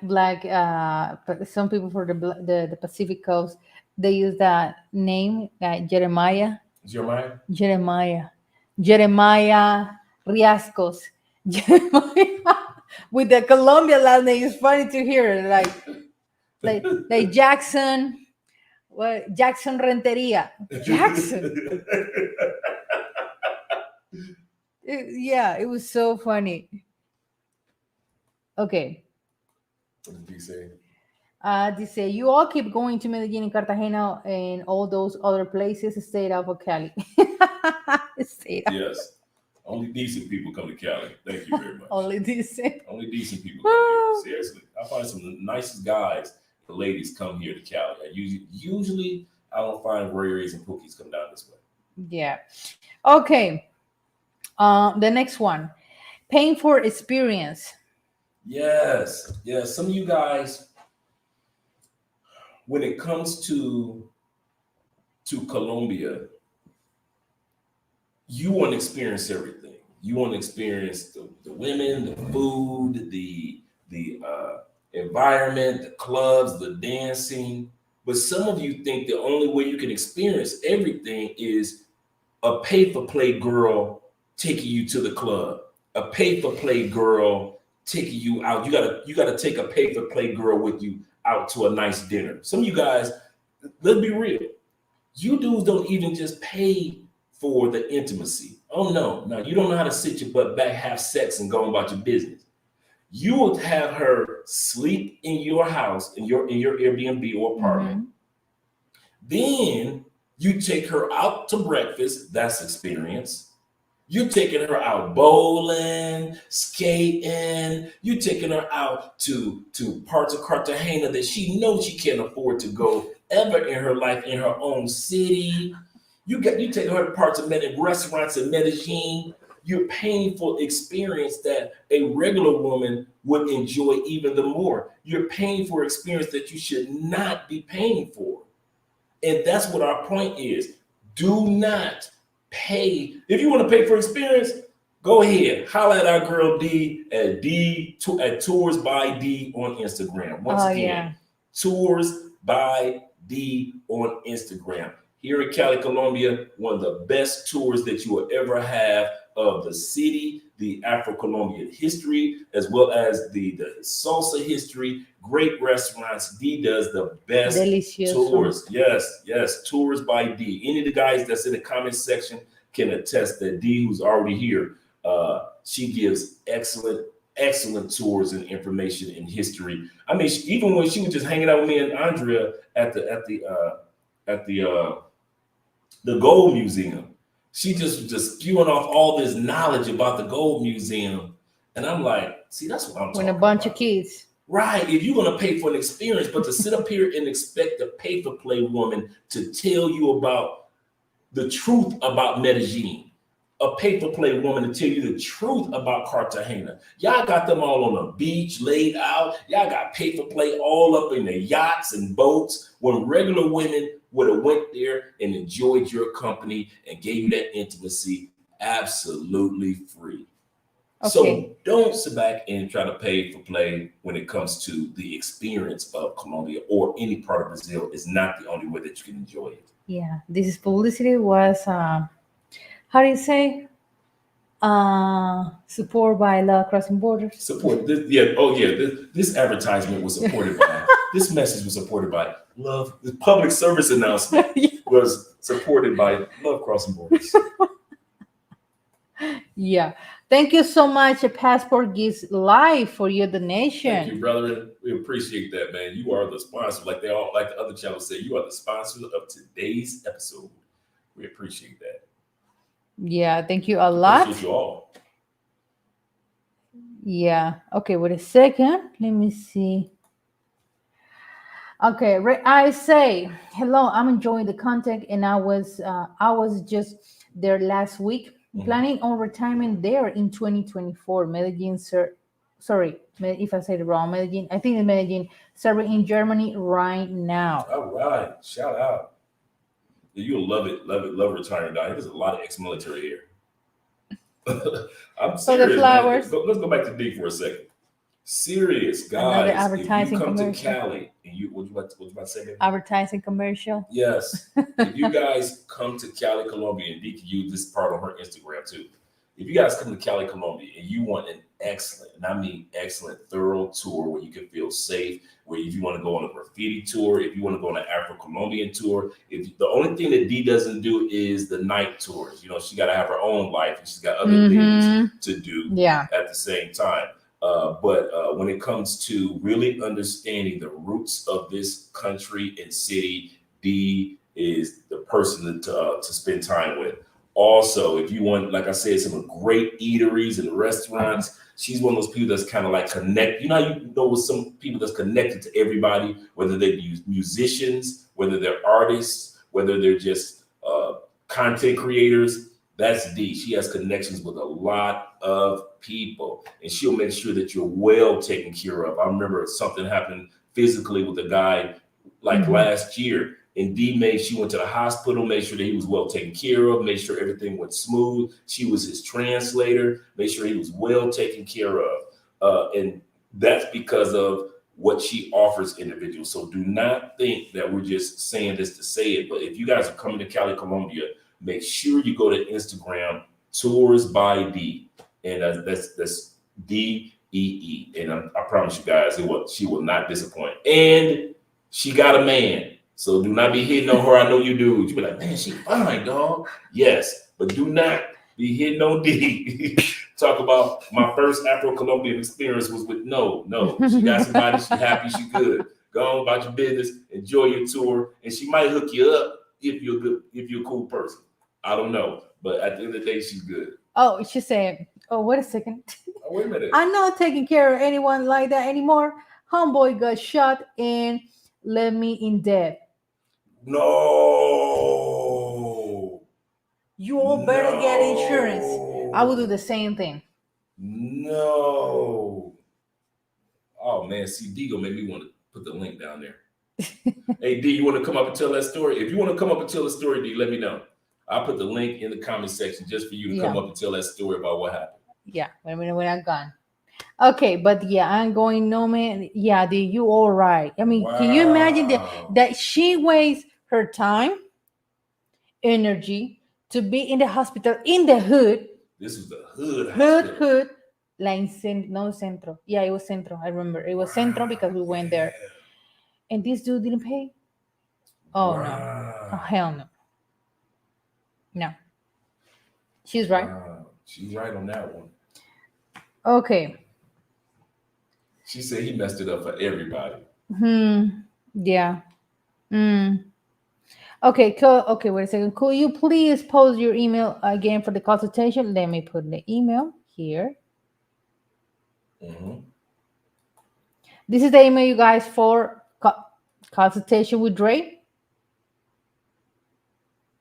Yep. Okay. So if you guys want to reach out to me for consultations, I do an hour consultation and I do a 2-hour consultation. And you'll also be able to get in for free into our WhatsApp group, which is over 150 men and women that are in the group talking about discussing anything that has to do with visiting or relocating in Colombia. You have everybody in there from Los talking about cryptocurrency and giving information on that. You got other individuals that are from all over the place talking about different issues when it comes to what is going on to make your transition or your visits here in Colombia a lot safer and a lot smoother, but especially for you guys that are relocating.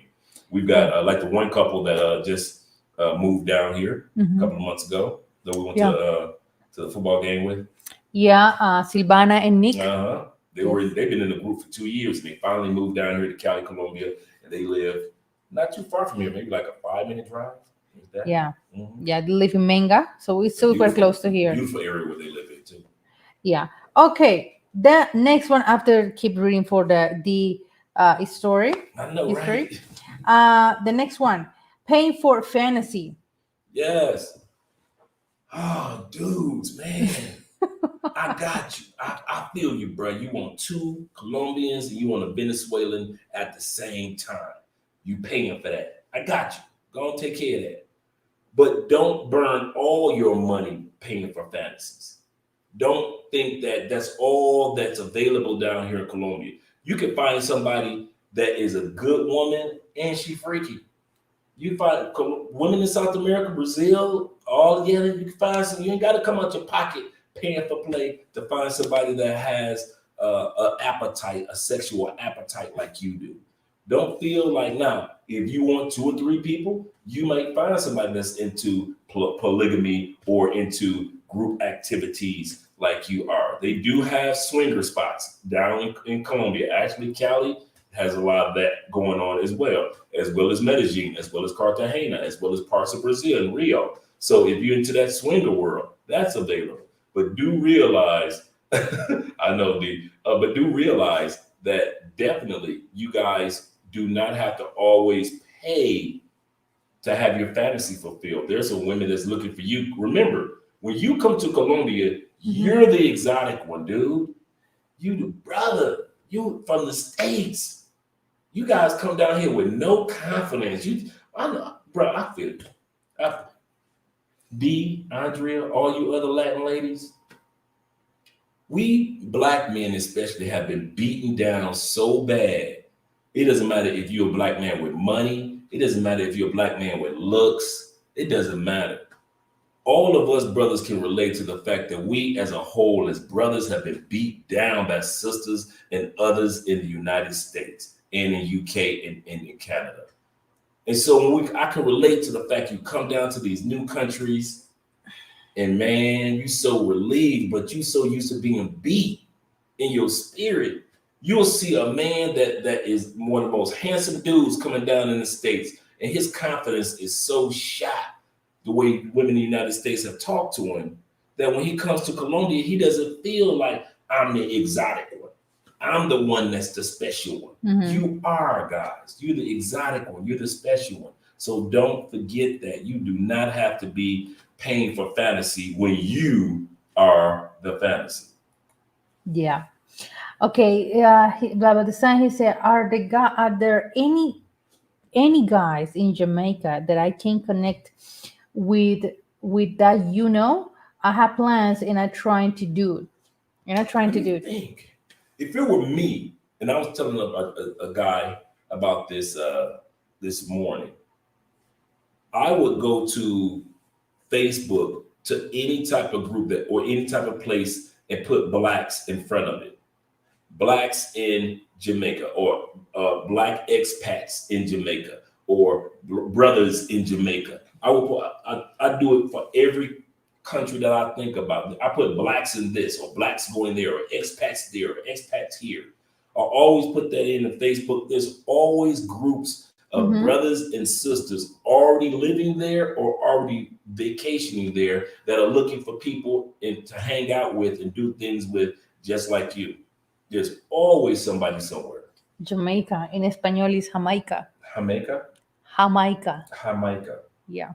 Jamaica. Yeah. Oh, wow. Jamaica. Muy I bien. never thought about that. Yeah. Now you thought about All right. The island of Jamaica. It sounds smoother than Jamaica. Where y'all going? We going to Jamaica. Yeah. Girl, she dating a Jamaican dude. Okay. The next one, pay for headaches. Pay for it. Yes. Let me let Andre go to the consultations. I'm going to the consultation. The comment section. But the next one we're going to talk about that you should not be paying for, which is absolutely free if you want it here in South America, headaches. Some of you dudes actually pay for the headache. But let me let Andre go ahead and go. Oh my God. Yeah, I know. Okay, there we go. He creates TV. That's Rio Bro. Thank you so much for your supporting. Thank you a lot for your donation. All right, brother's doing it tonight. Appreciate you, brother. It's like Leo DiCaprio. The Mm-hmm. meme. Okay. Do you have any suggestion for a good dental work in Cali? Mm-hmm. Yeah, we have Email a me. dentist. Email me. We'll give you all our dentist information. Okay, don't want to deal with celebrity dentists. That's No. one of the thing. Okay, there we go. I'm going to put the but Andre that is his email Mm-hmm. for consultations and Yeah. everything. But yeah, that's one of the things, you guys, that I saw with this celebrity dentist. That I was just looking one day, story, Instagram story, and so many rappers came come here to get the dental Mm-hmm. work and everything. And I think I showed it to this, babe. It was a rapper that came here that I always say the Nagi Papaya, and I think he came to Colombia. Looks like he came with $10,000. Well, you need to pay taxes for or declare that money Yes, when you you bring that do. money cash in Colombia. And he was doing this in this in the dentist room, like, I'm in Cali, bitches, and throw not it wasn't even pesos, it was dollars to the floor and everything. I was like, that is so In dumb. the dentist In office. the dentist office, it's the same dentist that did 61, 68 one. Takashi 69, I always with same him one they in did Rick Ross, exactly. Kanye's. So it's too Hmm. flashy. I know. Yeah, yeah. You're Yeah. making it rain. Shout out to Gail. There we go. There we go. Book your private consultation right there. Thank you, Gail Southern Belle. Yeah. What usually happens is this: email me. I'll send you her contact information, uh, her Instagram, so you get a chance to see all the work that she's done. Many of the latest ones are people that we already saw or we helped out. Couple of the guys that I've done consultations are on her Instagram right now in the videos and everything. So I mean, these guys went in, and it's so inexpensive. They actually went in. Were like, I would like to get my teeth done, but it'd probably be expensive like it is in the States. So let me just go in for a cleaning. So I took them in to get a cleaning. After they got done doing a consultation with the dentist, these dudes walk out with brand new veneers. I'm looking like, I thought you would get your teeth cleaned. No. He said, man, I found out how inexpensive it is to just go ahead and get my teeth cleaned and everything and get veneers. Man, I was like, let me get my veneers done. And so two dudes, I was just sitting Yeah. up there. Because usually when you guys come to town, if I'm not doing anything and Andre's not using the truck, I'll sit back and I'll be like, okay, what are you doing? I'm going to the dentist tomorrow. So usually I'd be like, I'll drive you to the dentist because I know where it is anyway. And so I drive you guys to the dentist, hang out there, do work on my computer and make sure that you guys are all right. Then when we leave, we go hang out and do whatever. But usually when you guys come down here to get your teeth done, I'm usually kind of like hanging out with you guys anyway. So Yeah. yeah. Yeah, the Hannah they say Dr. Mario is charging 20,000 amount now. It was crazy. before it was 5,000. All veneers is at least $5,000. That's Both crazy. both veneers. But 20,000, I can see that because he has done so many rappers, YouTubers. His I could see that. agenda is full of It's so full. Americans. Yeah, Yeah. yeah. Yeah. For him, I could see that. Dr. But Mario, yes. there are so many good doctors and dentists that are down here. Around here, not just him. Well, Dennis, in Medellin, there's so many good doctors, Right. quality veneers. So he's not the only one that you can No, find. he's just the most famous one. He was the first Yeah. one to take advantage of Instagram. And that's what it Exactly. was. He was one of the first doctors in Colombia to take advantage of Instagram. Mm-hmm. And that's where his fame came through because people were like, man, he did so and so's teeth. All it took was like 2 or 3 celebrities and he just took Exactly. off. Yeah, I mean it's the way that he's worked, but I know that before to get veneers, you got that you need to have a treatment before. Depends how is your natural teeth. And yeah, for example, in my case with our dentist Ana Lucia, she said you can't have veneers if you still got those Wisdom teeth. exactly. I still got those both here. So just say if Andrea, I can do it anyway, but your whole smile design it will destroy in the future because you still have those teeth Wisdom here. teeth. Mm-hmm.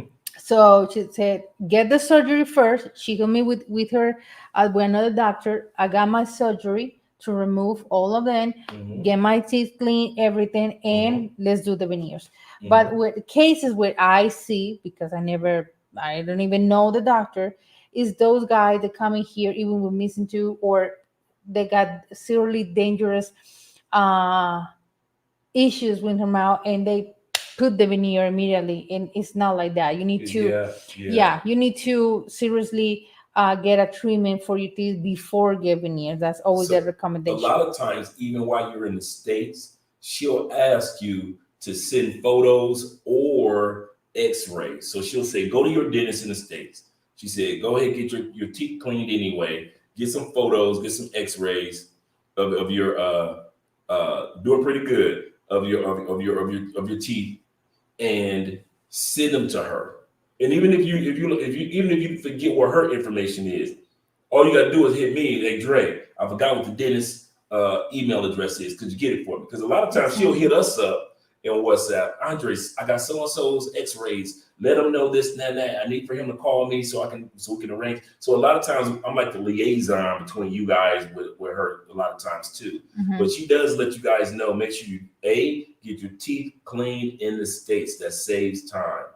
B, send some photos, even if you're using your cell phone. Exactly. Pull your teeth back, pull it back, take a nice photo of the side, pull it back, take a nice photo of the side, take a nice photo of uppers and the lowers. Make sure you get those decent, especially side photos if you don't get x-rays. That's if you just got a regular cell phone, just pull your teeth back, and she'll be able to at least tell. Now if you need a root canal, or if you need, I need a crown. I need a metal crown. So she gave me my crowns first, and then she did the veneers. Exactly. Before giving it was real simple, real easy. I know we're being detailed, but it's a lot simpler than even how we're saying. Okay, God, his man, thank you for your donation. He said, do they do full implants? So it's and if so, about how much? About money, we never give you guys detailed prices because every case is different, of course. But she do all dental work, of course. You just contact with her. She's good. Yeah. Like Andrea said, she's an artist. We've seen dudes with teeth like this. It was one young like he got dog-fight teeth. Yeah, dog-fight teeth. I often tell this story. Young brother, when I took the two brothers and to go get their teeth done, right? The guys that I did a consultation with. This is about a month ago. And this one young brother, you could tell he wasn't from Cali. He got his little chain on and everything. I'm like, that brother ain't from here. He gonna get robbed, but hey, ain't none of my business. And that's the story that Anna explained, that this dude was a young rapper from the States who was doing a music video in Medellin. His director told him, brother, your teeth are so bad, we can't sell this video. We can't edit out your teeth. Your teeth are just that bad. Here's a dentist in Cali, our dentist. Go see her, let her fix your teeth up. He come in, like I said, his teeth were like this, like it was bad. Fight. It was bad. like Andre said, dog fight. And you can see it on her Instagram. This like some of the recent videos. And his teeth were so bad he had to sign a waiver before she touched his mouth. She was like, because she told him right out the gate, I can't save your teeth. She said, I can't do it. Yeah. And so she made him sign a waiver, and he was like, I got this video on shoot in 3 days. I gotta have something. She was like, your mouth's so bad, bro. Fill this out, and maybe we'll do something. And so what ended up happening was she worked a miracle in his mouth. I mean, he looks so different. And when you go to Instagram and you actually see it, you're like, wow, Wow. So she really, really, he's so happy. He left, just on cloud nine because, he finally had the mouth that he probably always wanted his whole life. And now he has it for his music video and his stage performances. Yeah, that's true. And okay, we got a question here to say, okay, let's say this what? Did it hurt to get your teeth done? No. No. Even when she removed or all veneers, no. And that's the part that the time that we say, you know what, I want my natural teeth again. Okay, Yeah. let's remove See, them. That's it. because a lot of times people think that Mhm. when you get veneers, they take your regular teeth away No, and you don't have we have our regular teeth under these. Our obviously. regular teeth are still here. Yeah. And like for example, when we just recently changed veneers, uh, she took the old veneers off and we had our regular teeth. And I wish I had my photo of my before after photo. I do have it there. I just don't know which picture it is Mm-hmm. to show people with my before after. Okay. I'll put. You know what? Once we get to the end of the live stream, what I'm gonna do, I'm gonna pull up my before when I had my veneers, after when she took the veneers off. You saw my regular teeth, and then these new veneers. So you guys get a chance to see that one toward the end. So if you guys stay to the end, I'll make sure I get her Instagram information for you guys for this video. And at the same time, I'll show you my photos so you guys get a chance to see the difference. Andre without veneers, no, that's not my grade. I don't care. She met me before the veneers. And I she know, fell but we start a new life. in We love. marry with veneers. No. Oh no. I don't care. Hey, like I always say, my teeth weren't divorced; they were just separated. That's all. Yeah, I had the Michael Strahan gap. Yeah, so I had a lot Got of a gaps. huge gaps. Yeah, I did. I had a lot of gaps. My God. Okay. Okay, the next one. Paying for dating agencies. Yes, this is a very important one, guys. Do not come to Colombia or Brazil or Thailand or Europe paying these dating agencies. When you see the YouTube video where all the beautiful Colombians in Guayaquil or in Cali, they're around the table. You got that one translator, and then you got all these individuals, from the States or different other, all these guys from around the world, and they're trying to meet their perfect mate in Colombia. Mhm. Do not, and I repeat, do not pay for dating agencies. It is a scam. They're there to rob you, and the girl who you choose gets paid. So out of all those girls, they come to not only meet somebody, but they also come to make money. And if you choose girl number 3, she's the one that the agency pays to keep you drawn in. It's called emotional prostitution. Once again, it's emotional prostitution, kind of do a play on words, to play with your emotions so that you continue to spend money. And then as soon as they have you on the hook to think that she is the one, they snatch her away. In other words, send a letter to you from her saying, I've changed my mind. I don't want to marry you, blah, blah, blah. And what do? They bring somebody else. They shout out to Austin. I was just talking to him earlier today. He said, I'll be watching. And so what they do is they lure you into somebody else. Mhm. Oh, don't worry about her. We've got other women that you can choose from. And it starts all over again with the emotional prostitution. That's all. You haven't had physical intimacy with these women. It's all emotional to continue to keep you spending more money. Thousands upon thousands. Men spend on average between $5,000 to $20,000 here in Colombia for those dating agencies. Mhm. Yeah. Okay, wait a second. We got here question. Racy, you say, how often do you get your veneers replaced? This one is around 5 to 7 years. Mhm. So to us, it's like we already know that in a few years, all the ovals that we have, they were with us for around 3 years with Mhm. us. Mhm. And this one, we hope 5 years, 7 years, and then we replace with other veneers or a type of quality of veneers. But yeah, we're really happy. And that's what Yeah. it was. It was basically, it wasn't like anything was going wrong with our old veneers. It wasn't like they were Yeah. dated. Shout out to Gail in the building. Shout out to Austin. I told Austin I'm going to send him a link too. I got to do that too. Uh, uh, but it was just that, okay, now it's time after 3 years. Let's go ahead and get them changed out. We got an opportunity for a commercial for the veneer. So we were like, okay, cool. Let's go ahead and do that. A different material.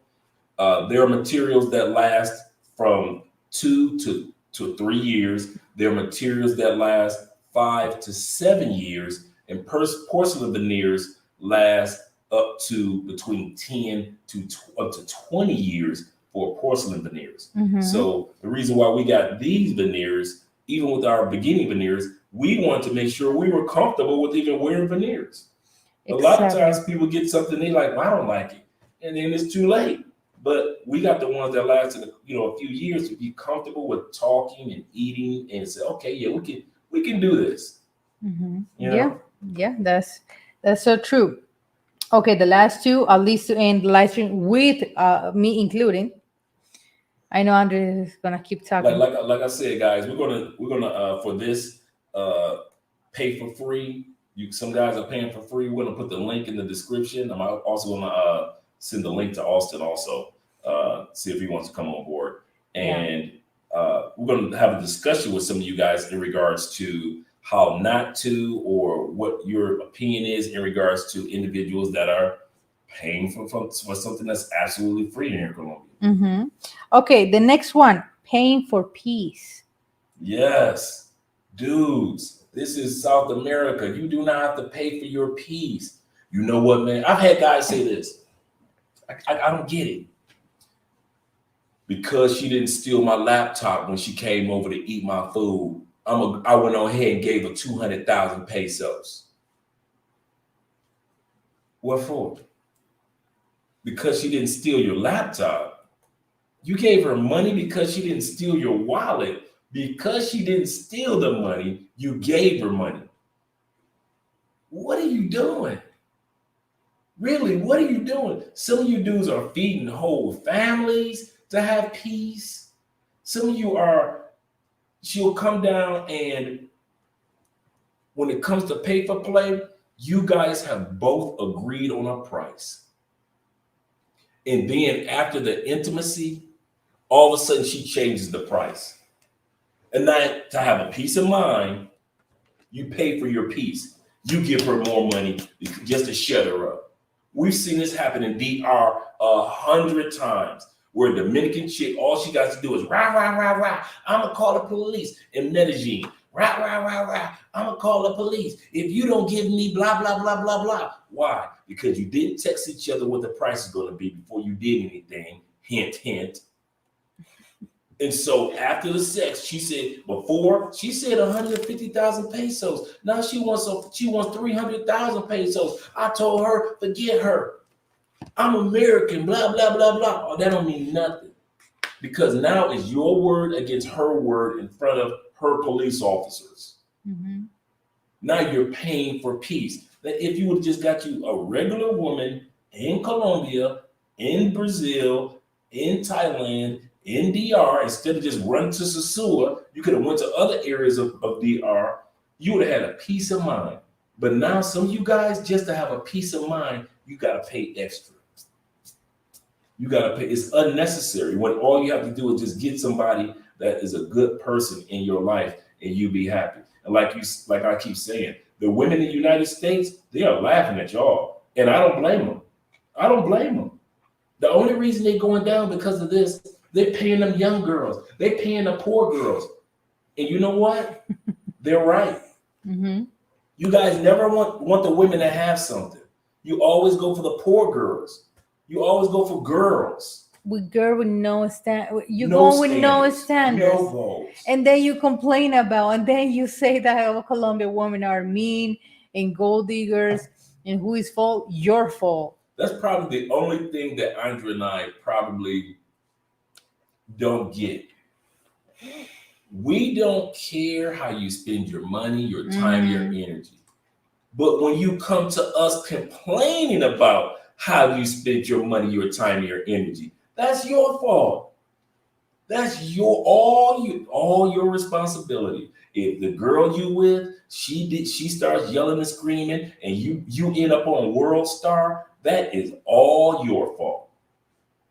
Stop complaining. You like to go to Medellin and Parqueyeras. You like to go to Sosua. You like to go under the clock Yeah. towers in Yeah. Cartagena. And then if something happens, don't get mad at us. No, and the partying as a Colombian woman is really frustrated. Even this is so much worse when I heard about Pablo Escobar outside of Colombia, that you look videos or watch videos about Cartagena and Medellin specifically, and they're talking about so bad about Colombia. All of us, we are mean, we are gold diggers, and we're prostitutes and all of that. When it's your fault, you put it out, you ask out there to be robbed. So that's the part that I don't get it. When I hear guys, Americans say, no, I have three girlfriends, Colombian girlfriend. They always steal my money, use me, and everything. Okay, what is her resume? What she does for living? Nothing. She got a baby. So that's your fault because you don't have the standards to find a woman in Colombia. She doesn't have a really good job. She doesn't have an education. So what do you expect for real? And there are These so are the many women times. here that have educations, and so many women here that have good jobs and Mm, careers. And not everybody's got three, four babies. Even if you get with somebody that may have one child or zero children, but you guys like to be with the ones with four or five kids running around. You got nine teenagers. Y'all like the ones like I understand it because mhm, that's what we used to in the States, mhm. kicking it with Aisha and Laquanda. But down here, you guys will do the same thing. You will all these women that work in these office buildings, Mhm. all these women that are female business owners, all these young ladies that are in colleges and universities, all these people that work in hospitals and universities. You don't say anything to any of them. Well, some of them are pay for play. Some of them are semi pros. You know why they treat y'all like that? Because you led with your money. Mhm. That same Colombian nursing student wouldn't dare ask her Colombian boyfriend for the money that she asked you. But since you're dumb enough to give it, American, to pay for beauty, to pay for peace, to pay for fantasy, she does things. Remember, Colombian women do things to you that they wouldn't dare do. And since I live here, I see it. They wouldn't dare do to a Colombian man. They ask you for stuff they want to ask a Colombian. And if they do, the Colombian dude is saying that because he'll pay you to shut up. Why? They'll pay her to shut up. Why? He's got a wife at home. So he's going to come out a few extra dollars to get her to shut up. But like you dudes are doing three, four, 500,000 pesos for a girl that's only worth 60,000 pesos, y'all crazy. Okay. Okay. Hello, Andre. Andre, hello, Go Joy. ahead, baby. Chad, we getting school tonight. We gotta come in here with a second. He said, "My wife say that your wife looks like a Filipina." Yeah, we get that one. We get all the time. Philippines, oh, oh my God. mama's baby, daddy's maybe. No, I got so much stuff for my dad. It's starting for the nose. You got your dad's nose. That's true. Obviously, Dad's my ears. That's finger, true. my Fingers. ears. Yeah, true. So yeah, yeah, there's something that you can't deny. Just say our Bogota woman a little more refined and mature in In comparison. comparison, Thank you. Yeah, to other places in Colombia, because I'm looking for a serious family-oriented woman. Yes, yeah. yes, they are. But focus obviously, like here in Cali, like if you want a woman trying to find a woman in the hood, in Bogota is the same thing. Mm-hmm. All over Colombia is the same thing. So yes, even though that they make a studio about it was the main studio between Bogota and I think Santa Marta and Cartagena Mm-hmm. specifically, and they're talking about a case, violence case, and people in Cartagena they were just giving like if you see a woman with a black eye they did the same thing in Cartagena. He said, well, that's her fault. She did something to her man, blah, blah. In Cartagena. They did the same thing in Bogota. Put a woman in a glass and everything with a black eye. And the woman started to say, no, obviously, I know maybe she didn't do something right, but that's not the reason to hit a woman. That's not so they start to came with logical reasons, and I was like, you can tell. I'm not saying they're all in Cartagena, but you can tell the mindset between Bogota, the capital of Colombia, where they have so many university girls that working hard, go to college and everything. All in Cartagena got the same thing, but there are more. There, the culture, the Caribbean culture there is super different compared to Bogota. They're like, go for because it. you have the political capital is there. You have, like Andre just said, some great universities. It's nothing for a woman to say that I'm going to pay for dinner or I'll pay for lunch for us in Bogota, because the women and they're not coming across as like in the States divas. Like, I have mine. I'm a diva. They don't do that down here as much as they would do it in the States. But they're still down to earth. But you can tell that these women are refined, more educated. They dress differently. They have to, because Bogota is more cooler weather. So you'll see more jackets, more coats, more fashion, very fashionable. Even though Medellin is the fashion capital of South America, Bogota still has a lot of fashion, a lot of great malls. You'll see women buying some of the most expensive purses and dresses and shoes. Purses what? Purses what? Purses what? I still want my Chanel purse. I know you do, among all the other purses. In the future, we are millionaires. Yeah. Okay, wait a second. Let's read this one. Stefano say, Stefano. I haven't heard that name for a while. I got 2 degrees working on the third one, of course, and she at least has to have goals, a job, and educated. Yeah. That's basic. Yeah. That's a lot of guys, they come down and throw all that, everything he just said, guys get off the plane, throw all that out the window. She's got a big booty, I want her. That's all you care about. As soon as you get off the plane, all your morals, your standards, everything that you said when you got to South America, that you are on a good woman. Dudes, am I lying? No, they throw it all out the window, and then they get drugged, and then they want to be like, Andrea, what happened? They want to send Andrea an email. Where can I find a good woman? Dude, you got to have a college course for these guys, for real. Yeah. Not to be cooking in Colombia, part 1. Part 1. 101 level classes. 2. Level 2. Oh my God. Seriously. Yeah. It's not as hard as guys are making it. That's the part. And we didn't even talk about language.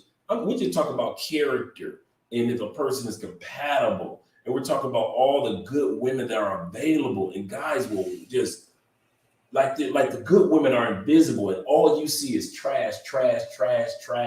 And you love. I got partners that look me in my face and tell me, like my boy that got robbed and got drugged here in Cali a couple of days ago. I just like them like that. Like in what? Bottom, like I call bottom feeders, just broke girls, just hood, just. We are, for example, while he was telling me the story, we're getting tacos in the mall. We're hanging out, we've been drinking. So we said, let's go get something to eat. So we get some tacos at the food court, right? Who does he hit on? Nobody else that's working in the mall that's got a decent position. No.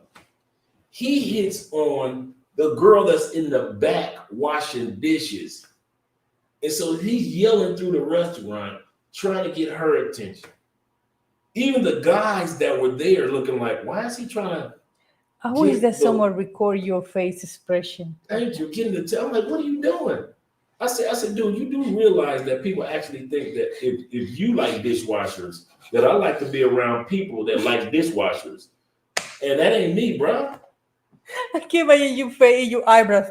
And you know I'm straight serious. Andrew, Like, when man, he's out of all pissed, these women his and all eyebrows these beautiful women that work in a jewelry shop, or a beautiful woman that's a manager of this particular clothing store, he's not hollering at none of them. He wants to holler at the dishwasher in the back. And she wasn't even attractive.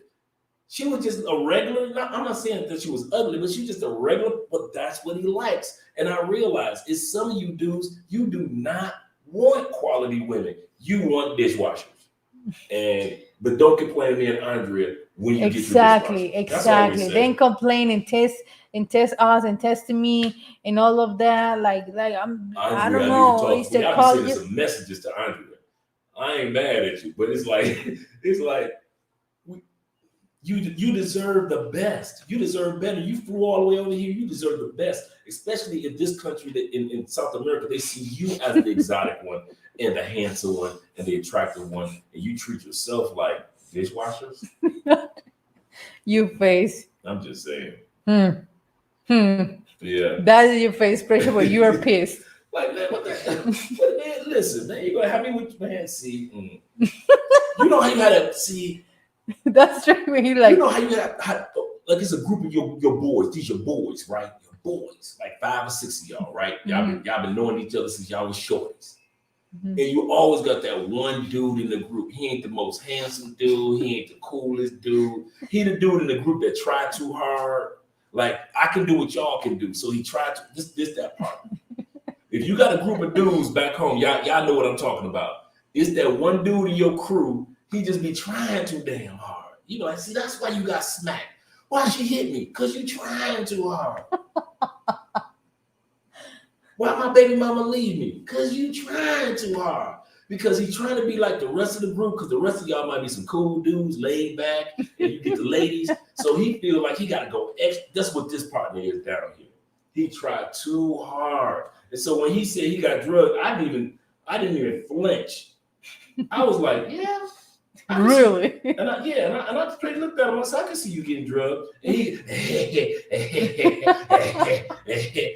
oh, Drake. I said, what happened? I met her off a Bumble. I tried to make it look crazy.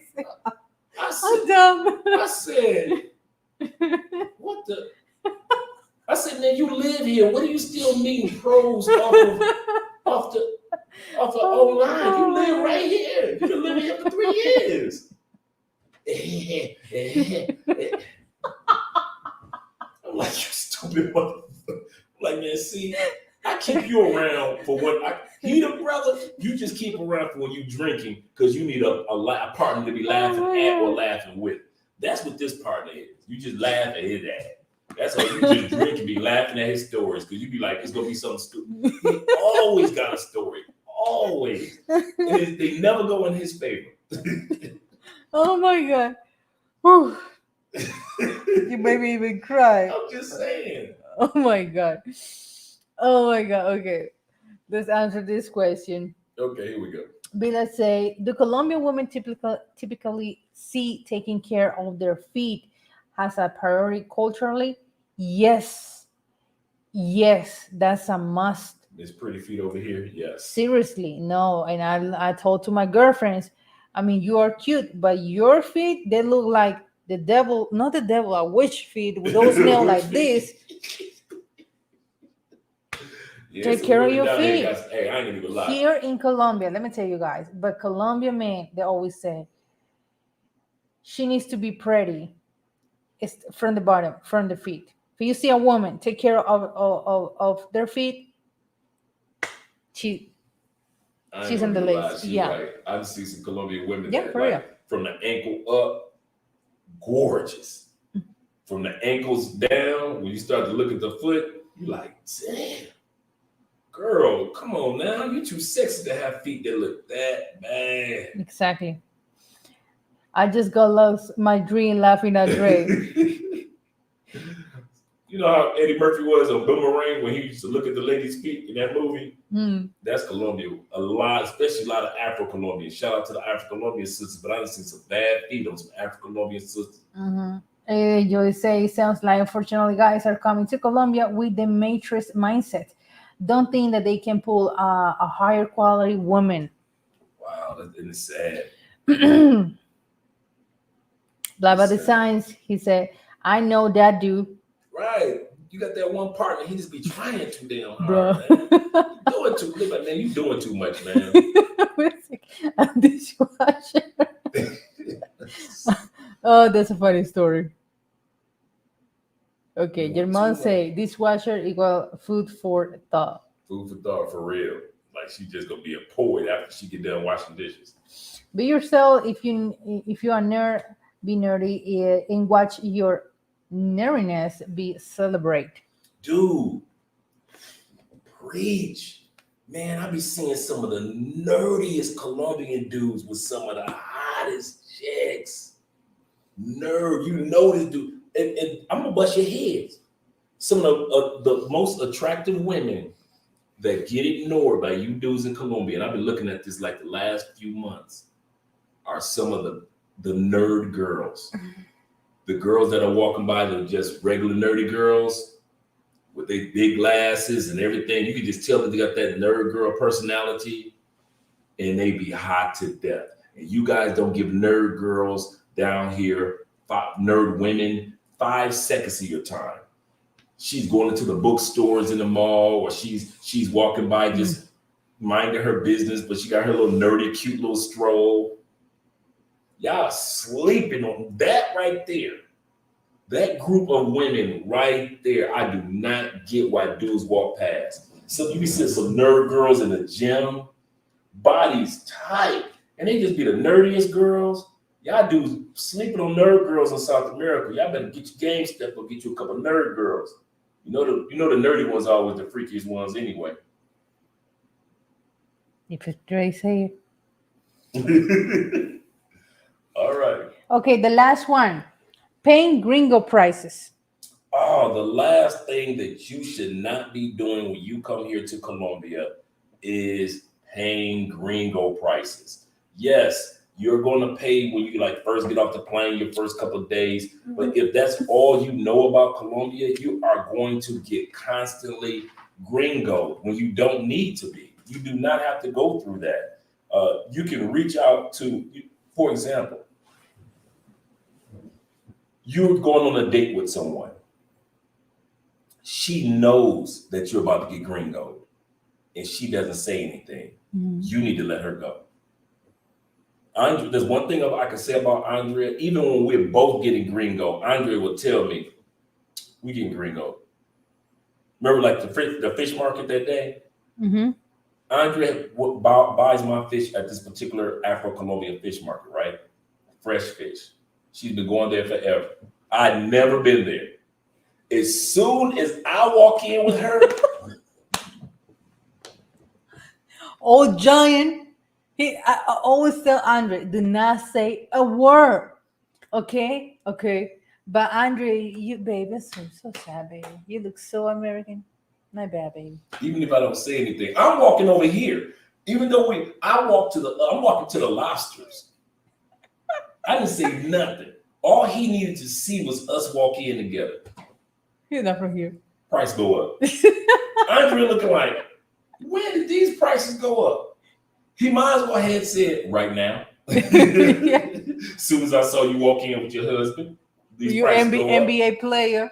We just say Andre that Andre's like looks like NBA player. Like when we got this apartment, first thing before we even walked in, Andre said, when we were in apartment hunting, even with this apartment, I would go and I would not say anything. So I would come in with my cell phone. So Andrea would talk to the people. I would go straight to the back bedrooms so they wouldn't see me really. So they'll see Andrea and talk to Andrea and negotiate with Andrea. And then Andrea would say, after they've gotten everything negotiated, then she'd come to me. But for the most part, Andrea's, especially when I first got here with Ubers and taxis and everything else,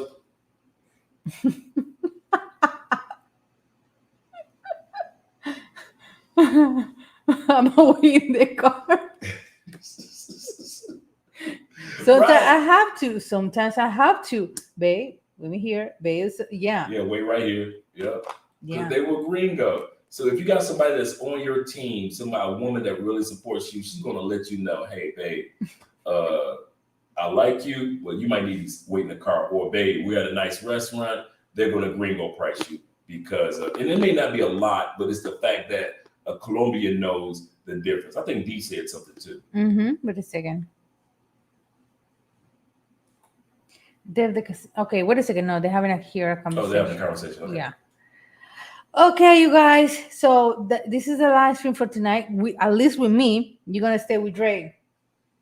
Yeah, keep talking. But yeah, you guys, it was such a funny and obviously what? Oh, my bad. I'm just what are you? I'm going to say goodbye. Talking. My bad. I don't know what my mind was. Yes.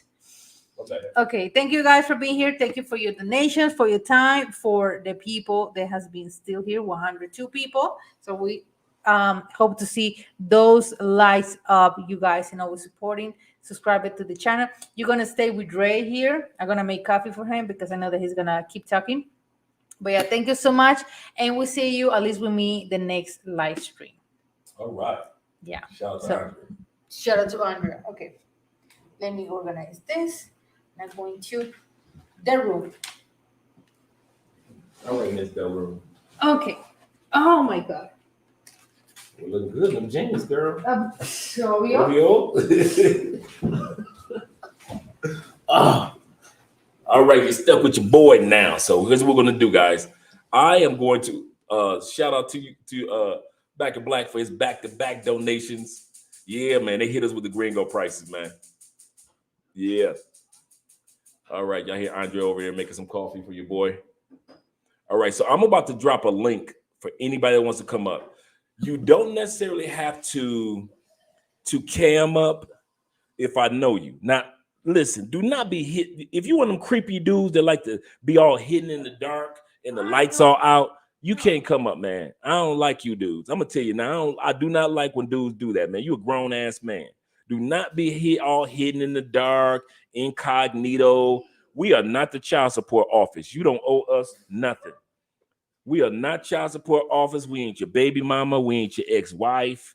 You don't owe us nothing. So stop hiding in the dark. We ain't not the IRS. We not the FBI. Nothing. It ain't like you got the Trump files. None of that. So don't be hiding when you come up on the live stream. But I'm about to put this down here, and I just want to hear what you guys have to say about this particular topic about guys paying for things in Colombia that we don't necessarily have to pay for. So if one guy come up or one lady or if D comes up, anybody that comes up, just let's just, just discuss this topic. So I'm going to put this link in the comments right about now. Let me do that, get that taken care of. And there we go. So if you guys want to come up, let me know, and we'll talk about this particular topic. Yeah, them dudes that be up in the dark, like they ain't got no light, like electricity just been cut off the moment that it's time to go on the live stream. They do that on Tailor Made Dreams all the time. Russ he be so frustrated, like, dudes, really? Is that what we doing? And like, Gail, you said you look, AD, you never look horrible, mama. What you talking about? You never look horrible. Shout out to you guys want to email me in regards to consultations. You can email me at that email address, aspence2011@gmail. She said, I look horrible. I'm not hopping on right now, bro. No problem, D. No problem, mama.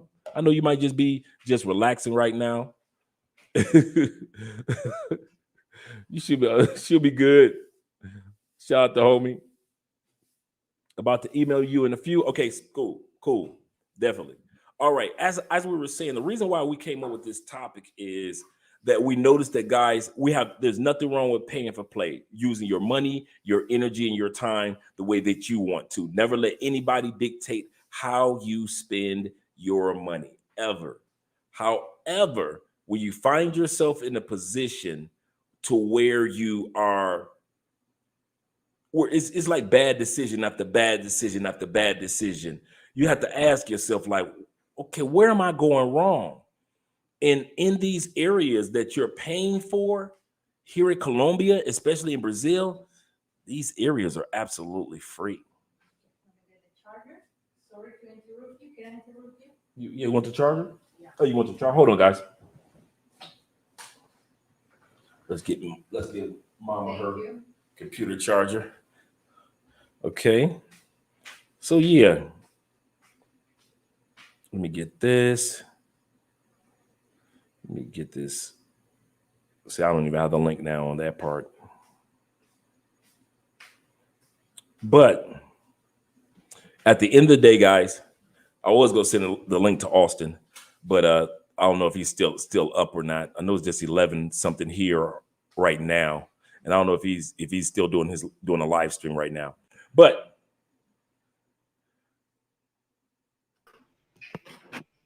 I thought it was gonna be one of those dudes in the dark for a second. Let me give you a second to come on. I'm gonna take you away. Give you a second to come on. Once you, hey, Black. Once you get your camera ready, let me know, and then I'll bring you up. You ready? There we go. My boy in the building. Back in Black. What up? What's up, fam? How's your day going? Hey, Black, once you get your camera ready, let me know. Okay, here's what we did. See, I'm looking right at you. See, you need to just tilt that down. All right, I'm good now. And then turn off your YouTube what you're watching. Ready? Because now you're part of the show. You're going to echo. Or turn the volume down. Back in Black. What's up, Charles? We good. What's up? All right, we got Black and Charles. Man, we're doing good tonight. Coach, what's going on, bro? No, you know what? Nothing much, man. We just basically what you drinking, Charles? Some Brahma from Brazil. Oh, from Brazil. There we go. That's what I'm talking about. Oh, see, y'all doing drinking hands without. Hey. Is this what we doing? I'm doing coffee. You know, I'm about to make me coffee, and y'all doing it way bigger and way better than I am. You know. Topic, I want to hear what you guys have to say in regards to, anytime you guys have visited different countries, the mistakes that some guys are making. Thanks again, Gail, for dropping that. The mistake that some guys are making when it comes to pay for play, how to do it, or meeting regular women, how to do it. They're making the mistake of trying to blend the two, and you can't. And I think that's the one mistake that a lot of us are making when we come to these other countries. You try to blend pay for play, try to find you a good girl by way of buying one. And normally that doesn't work out. She's only being nice because it's a part of her services. What do you guys have to say about that? Go ahead, Charles. Oh, I'm up first. The only thing I would say is a lot of dudes they're not getting everything up front. And whenever they're responding in text, WhatsApp, or whatever, they're not getting that deal verified and finalized and confirmed. So you going in there thinking, oh, she likes me. And like you said, 300,000 pesos. Now I'm calling the cops. Because they didn't get everything, like you said, get everything confirmed up front, especially with a text. I know guys that, and I don't know if you guys do this, I know guys that do pay for play, and they make sure that even while they're standing in front of the person, they exchange numbers and they text that person. So they have a text message before we go up to my Airbnb. Hey, I've got a text from you saying that it's 100,000 pesos or 150,000. A lot of guys. Go ahead. Do you guys think that? Okay, let me ask you. This is a good question. I never asked anybody this question. Is there a window for pay for play when it comes to, or the amount of pay for play when it comes to how many times you've been to a country? In other words, like, pay for play should be like training wheels. You see what I'm saying, Black?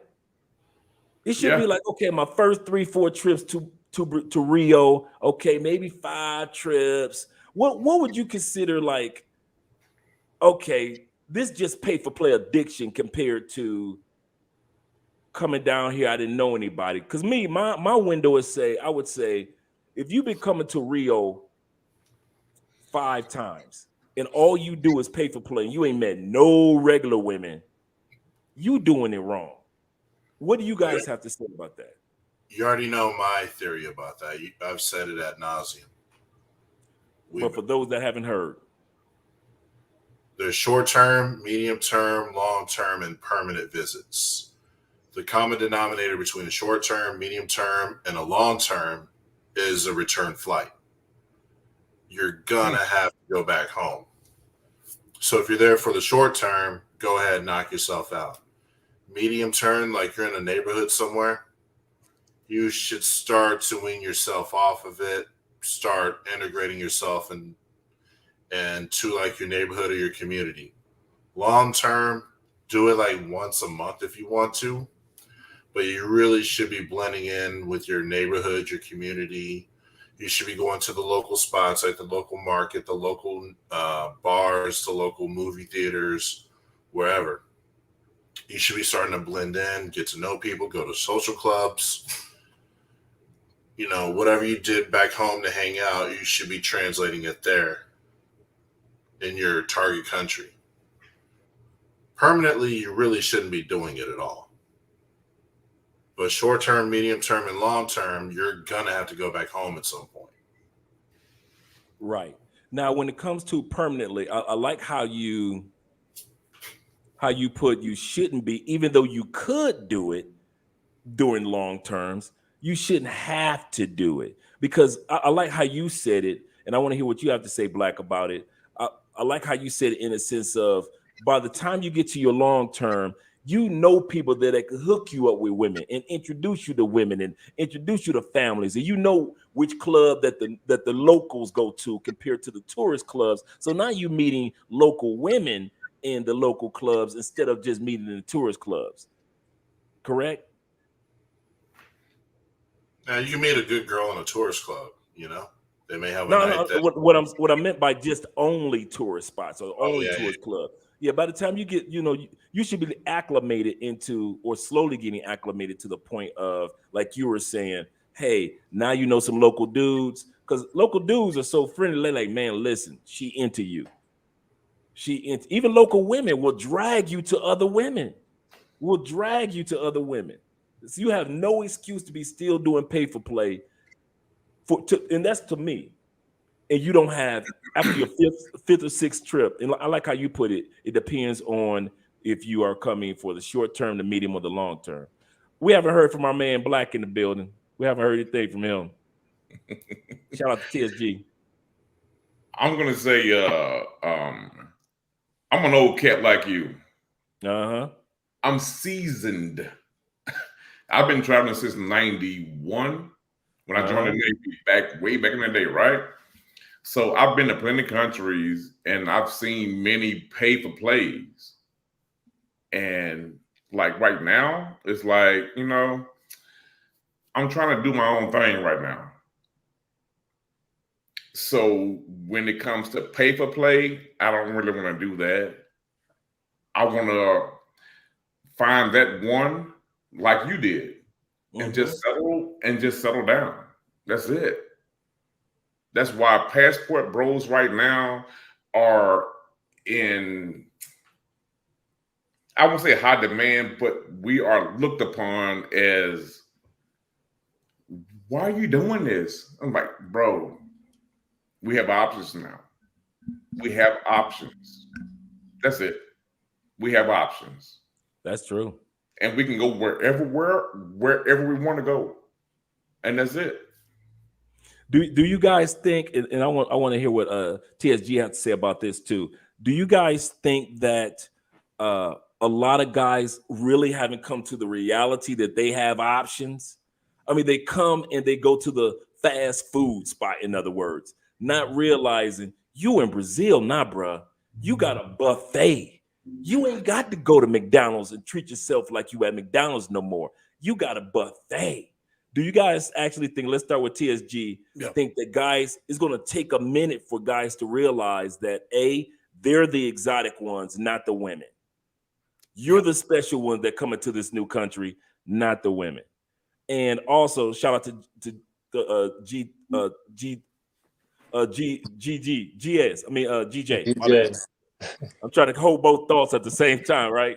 No, And you so you're the exotic one, not the women, and they see you as exotic. Well, it's going to take a minute for guys to realize that. And do you think it's going to take time for a minute for guys to realize that they are at a smorgasbord, and that limited feeling, or that feeling of, if I don't get her, I can't get anybody, like we do in the States? Do you think, you guys who travel, do you think that it's going to take a minute for guys to come to the reality that I am at a buffet, and I am the exotic one, I am the special one, and I'm just as, if not more, of a good catch than the Colombian dude, because I'm bringing, thousands upon thousands to the table, and I'm a good man. Right. I think it is a mindset shift. I've like Black, I've actually been in the military, so I've traveled and I've lived definitely around the country. I've definitely in the States. I've lived in a lot of different places where I wasn't used to being in, you know what I mean? And when you go to those places, I remember feeling awkward in certain places I lived at because there wasn't a lot of us there, you know what I mean? Depends on where they have you at. And so that was a situation that I was feeling awkward in. And so one of my boys said, yo, you are one yellow rose amongst 11 red roses.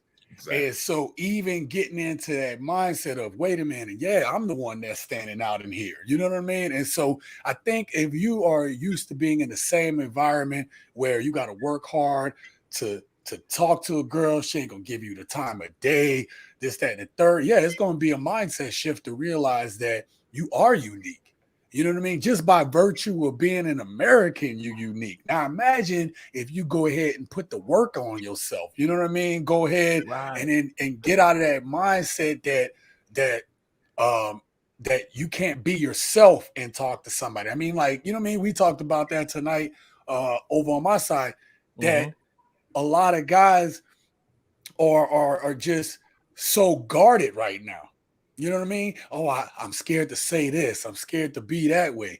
You know what I mean? So I don't have a problem with pay for play. Personally, that's not something I do. I like to hunt for my meat. I don't know. Like, that's just me. Like, I'm a Lion King too, so I feel you. Yeah. If I can't hunt for it, man, I'm like, you know what? Okay, tomorrow night I'll do it. You know what I mean? So, but I got to say, one of the best things that you just said was going to the local spots. Thank God I took the time to at least, I'm not saying my Spanish is great, but I'm saying I put enough time that I didn't hang out where everybody else was hanging out. I'm talking about I went to the local spots. I started getting to know everybody. Everybody saw me dancing and just having a good time. And that positive energy drew people to me. Women were coming up to me. I'm talking about like they just putting their hand on my chest and stuff.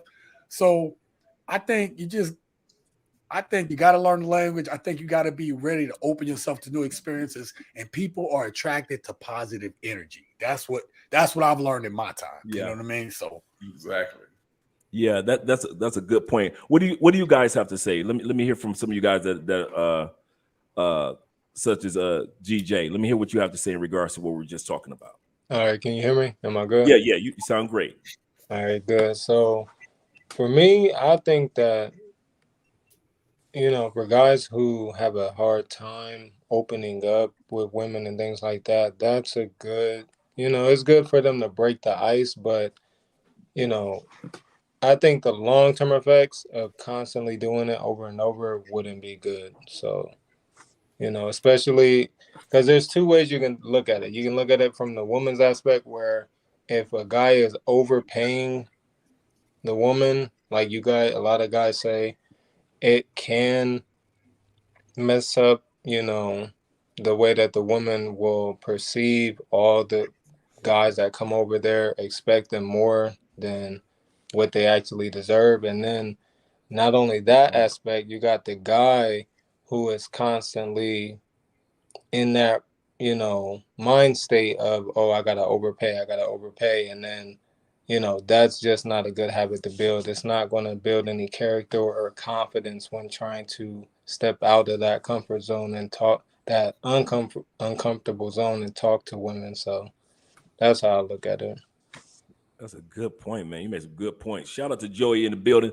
Joey, we were just talking about, and I want to hear your perspective on, is it going to take a minute for guys to realize that we are the exotic ones in these countries, no matter if we're going to Germany, Portugal, Thailand, Philippines, Vietnam, whatever, South America, Central America. We have to realize that we are the exotic ones, the same way we see when women come from Venezuela and they end up in South Beach and we're looking at them like, oh my gosh, she's exotic.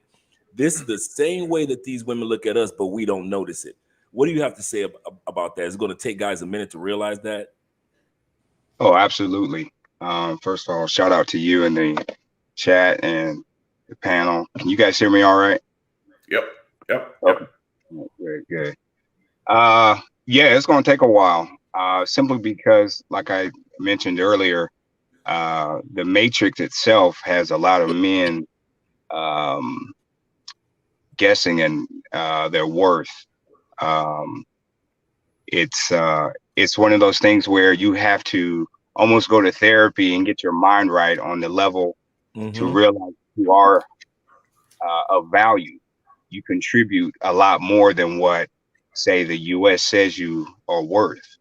And sometimes it takes you breaking away from the US and traveling more, or getting around brothers such as yourselves, or into a network that can actually validate and show you your worth. Not just the women, but sometimes it takes other brothers first to show you that. And once you realize that level of your value, then yes, absolutely, you'll be able to choose and find a mate in these countries that see that. And you don't have to put on a front. You don't have to pay for play. You don't have to go beyond the call of duty just to level up with some of these women. All you have to simply do is be yourself and be authentic.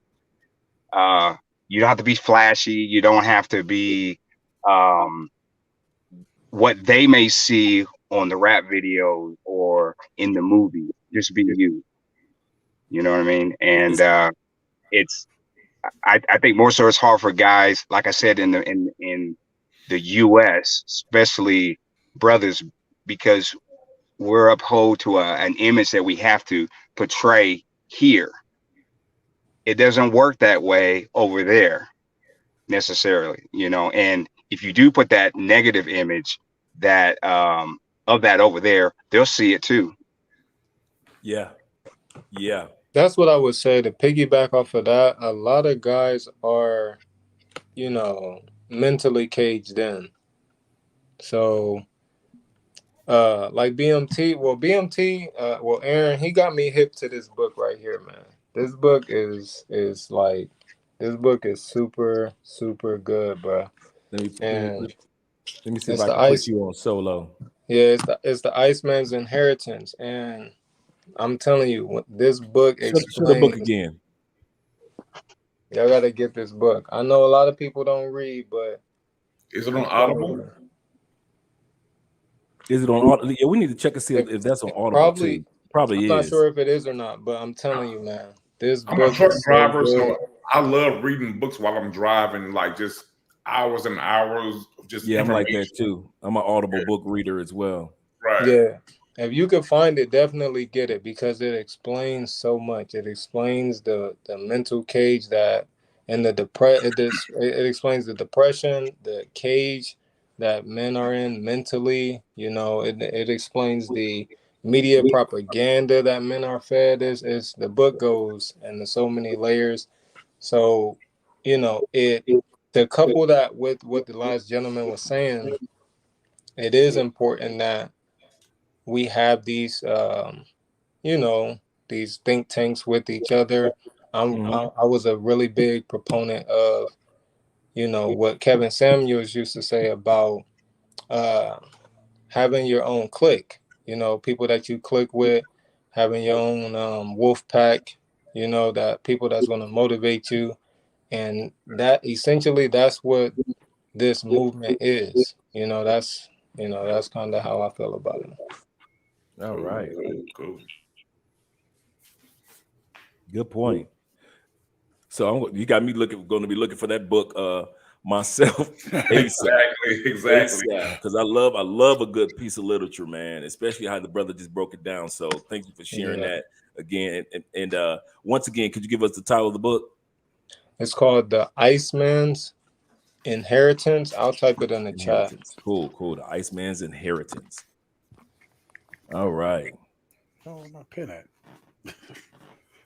Yeah, the last book that we did kind of like a review of was The Hero of a Thousand Faces when Ace Live was on here about a month and a half ago. That's an excellent book as well. It was the guy reviewed. He did a research and study of all the heroes, not all, but many of the heroes that throughout history. And he found that most heroes throughout history, no matter what culture and or country they came from, most heroes had the same type of behavior patterns. And so that's where the book of Hero. Thanks again, GJ. The book of A Hero of a Thousand Faces actually was the book that Stephen King actually wrote Star Wars off of when he created all the heroes in the Star Wars. Not Stephen King, I'm sorry, but George Lucas for Star Wars. Stan Lee and also the artist, who was the artist for Stan Lee? Jack Kirby. They actually created most of the Marvel characters off of the book A Hero with a Thousand Faces. So when we recommend these books, such as the Iceman's Inheritance, definitely, guys, see if you can find a copy either on Audible or if it's an audio copy on YouTube, because a lot of times, man, for example, the book The Hero with a Thousand Faces on YouTube, several copies of it. My favorite book of all time outside the Bible itself is Viktor Frankl's Man's Search for Meaning. He was a guy that was and once again, a man's search for meaning. It's not on Audible. Is not? No. I hate that, man. God. No, I mean the book is only like, you can get it for less than $20. Okay. I don't even think it was a cost. I think he said because he's on the road and he likes to listen to audiobooks. Right. He says on Amazon. Yeah. But it's not on Audible though. Not on Audible. Okay, but we definitely going to promote that book out here for individuals to take advantage of, because definitely. Especially when some of you guys are just sitting back on the beach on vacation, or when you're sitting back on one of the things that guys don't realize when it comes to vacation, it is that it's also a time for mental slowdown for you. Just sit your ass down somewhere, and you try. I know you're trying to get it all in 5 days, but at the end of the day, sometimes it's good to sit your ass down and there's days on vacation where I don't do shit. I know, right? Shout out to Richie Mack in the building, and I got a question. I know, right? Zoom. All right. Zoom driving in the zoom. I like to fly away. I like to fly away. All right, Gail. We love Gail. Gail actually put the link for the book in Amazon, from Amazon. So if you guys are interested, there's the link right there for you to click on, buy the book. I know I'm definitely going to be buying it and getting it shipped here, because Amazon does deliver to Colombia. Question, guys, does Amazon deliver to Brazil? I don't know, back in the States. Has anybody heard of anybody? Yeah, Amazon been delivering to Colombia about 2.5 years, almost 3 years. I found out through D, who was watching the live stream. I found out through her. We were doing an interview. I think one master teacher said they do, but it takes like a super long time. Yeah. Either that, or he might have been talking about Brazil, or I think he was talking about Brazil. Yeah, Amazon here in Colombia is if it's 2-day delivery in the States, it's like 5 to 7 day delivery here, because they have 2 warehouses here and they have call centers here in Colombia. So you get it, and I've gotten packages in 4 days from Amazon, sometimes even 2 days, depending on if it's coming from the States or if it's already here, like a cologne I order or something. So it's fast here in Colombia, man. I would take that 5 to 7 days delivery to South America coming from the States, and they will let you know if the package delivers to Colombia even before you order. It'll be down at the bottom of it. It'll say yes, and we delivered to Colombia, so you'll be able to know before you even try to order that particular item. All right, one more. I got another question for you guys, because based on the topic, and we can start with once again we can start with Charles and then Black, and then we come on down to TSG. But this is very important. I want to hear what you guys have to say. Do you notice the impact of how women have treated men more while you're in the States, or more the psychological impact, more of while you're in the States or more of when you're out of the States? And I'm gonna tell you what I mean by that.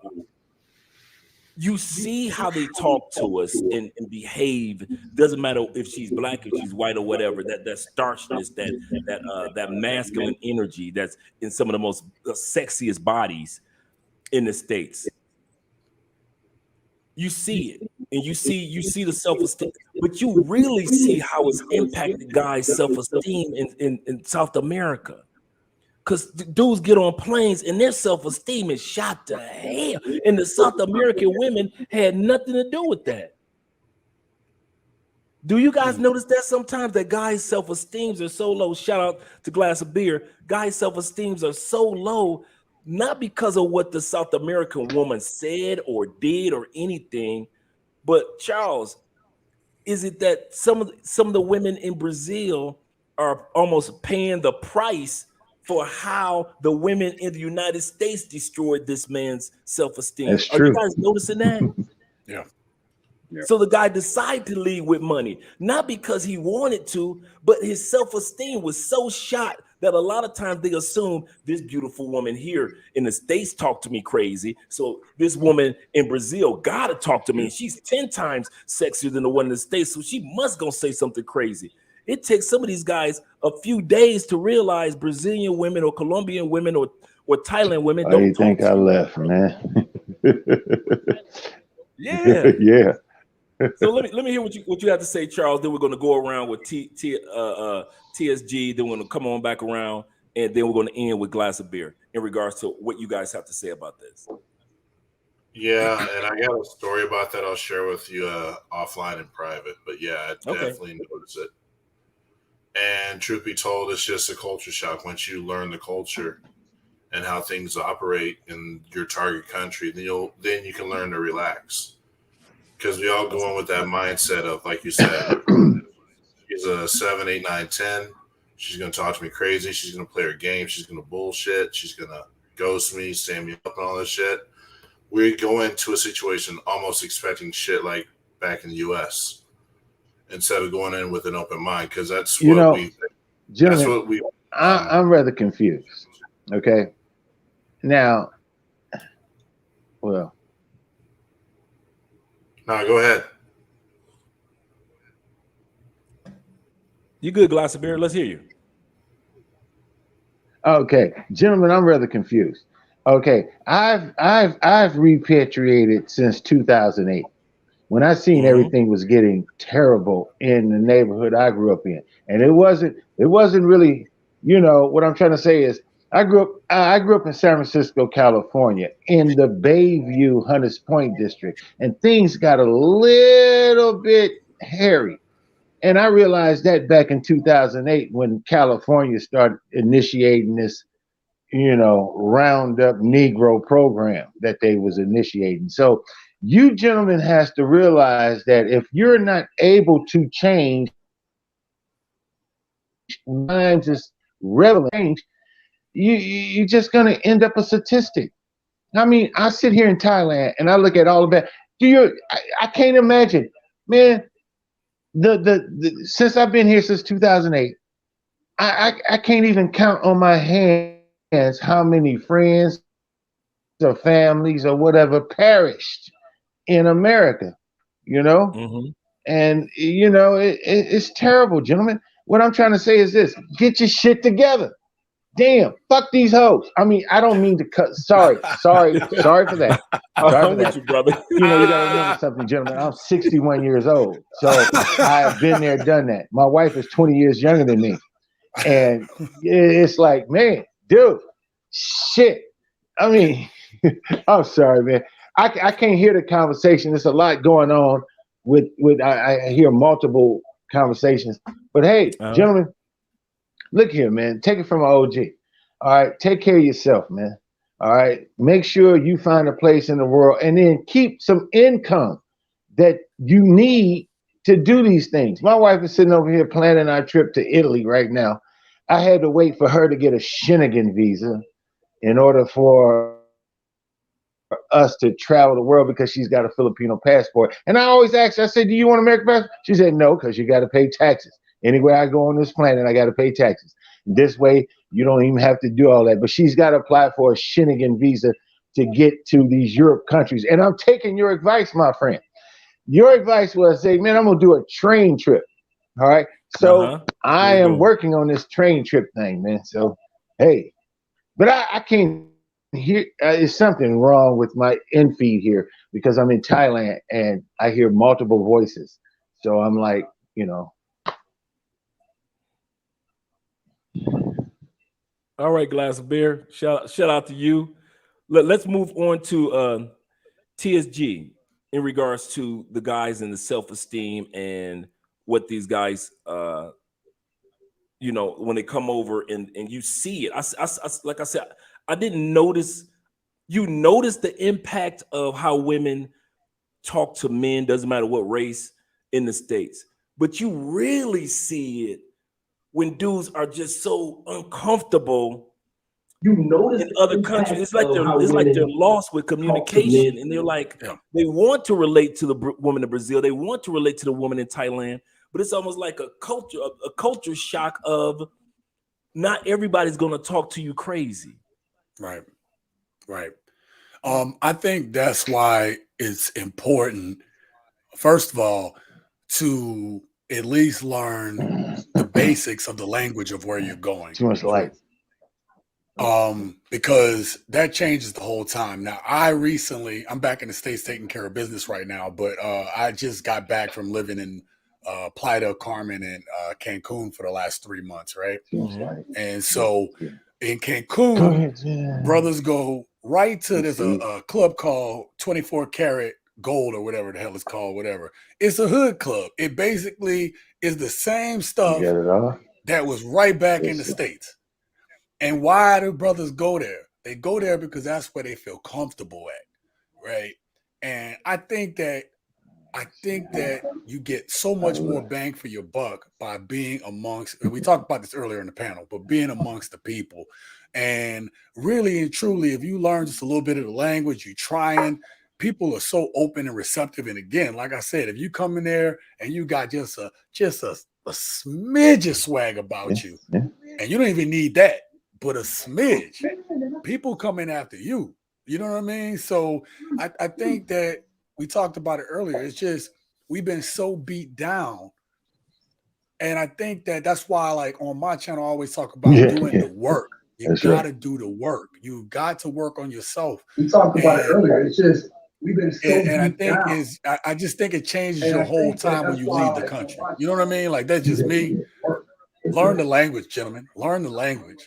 Learn a little bit, just a little bit every day. Put a little bit of time every day, because when you go there, it's just going to open your whole experience up. You know what I mean? Instead of being scared, embrace it all, man. Just embrace it all. Changes your whole time. Excellent. Before we hear from Black, Anthony's got a question real quick. Do you have to be vaccinated to come to Colombia? No, you don't have to be vaccinated, but you do have to still take a test to come here. And make sure you don't forget to fill out your check MIG, Colombian check MIG form before you come here. I'm going to put that in while Black is giving us his perspective of, you know, men having low self-esteem in other countries when they first get there. I'm going to pull up this check MIG and I'm going to put it in the comment section. It is a form that you have to fill out They won't even let you get on the plane if you haven't filled this out within 72 to 48 hours before you come to Colombia. And if you have a vaccination card, that'll work. But if you haven't been vaccinated, you still have to get a test. Yeah, because right now I have to deal with, getting a shinnigan for my Filipino wife so we can travel to Italy. And she's making out the plans right now. There's a lot of forms that you have to fill out that normally you don't have to, normally you don't have to do this with American passport. But if you have a Filipino wife or a wife that their passport is a little shady, then you're necessarily going to have to, get these different visas to travel with her. So, there's certain things that you have to do to adapt over here. I asked him, like the camera. I said, man, what camera should I use? And my guy Andre, man, he pointed it out, and it was perfect. But then you didn't tell me I had to buy all those different accessories to that certain particular camera. But it works perfectly though. Like you said, you can have one bad foot, and that camera gonna work perfect. Right. But thank you for that information, man. And you guys subscribe and like. All right. It's difficult to do this YouTube thing and give you those information. But hey, good looking out for you guys. It's like 12 o'clock here in Thailand. So, man, I'm finna break wide. I just wanted to chime in and look. Hey, man, I miss you, brothers, man. So you guys are all right, man, with me. All right. Y'all keep at it. Man, I'm 60. So look, I am fired out. All right. Out of here. Thanks for coming in, glass of beer. I'm out of here, man. All right, man. You have a good one.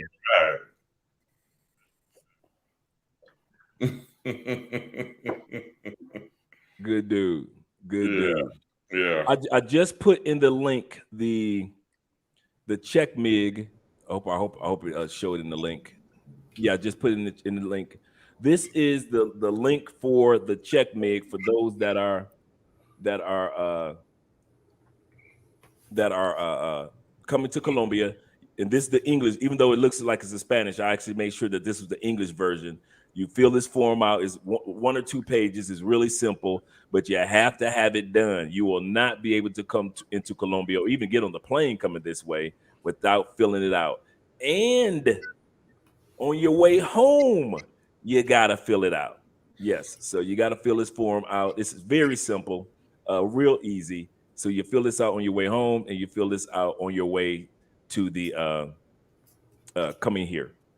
But make sure that you have your vaccination card or a PCR test, and you'll be fine to come to Colombia with no problem. All right, back to my man Black. I still want to hear what you have to say about men traveling overseas, but yet they find out.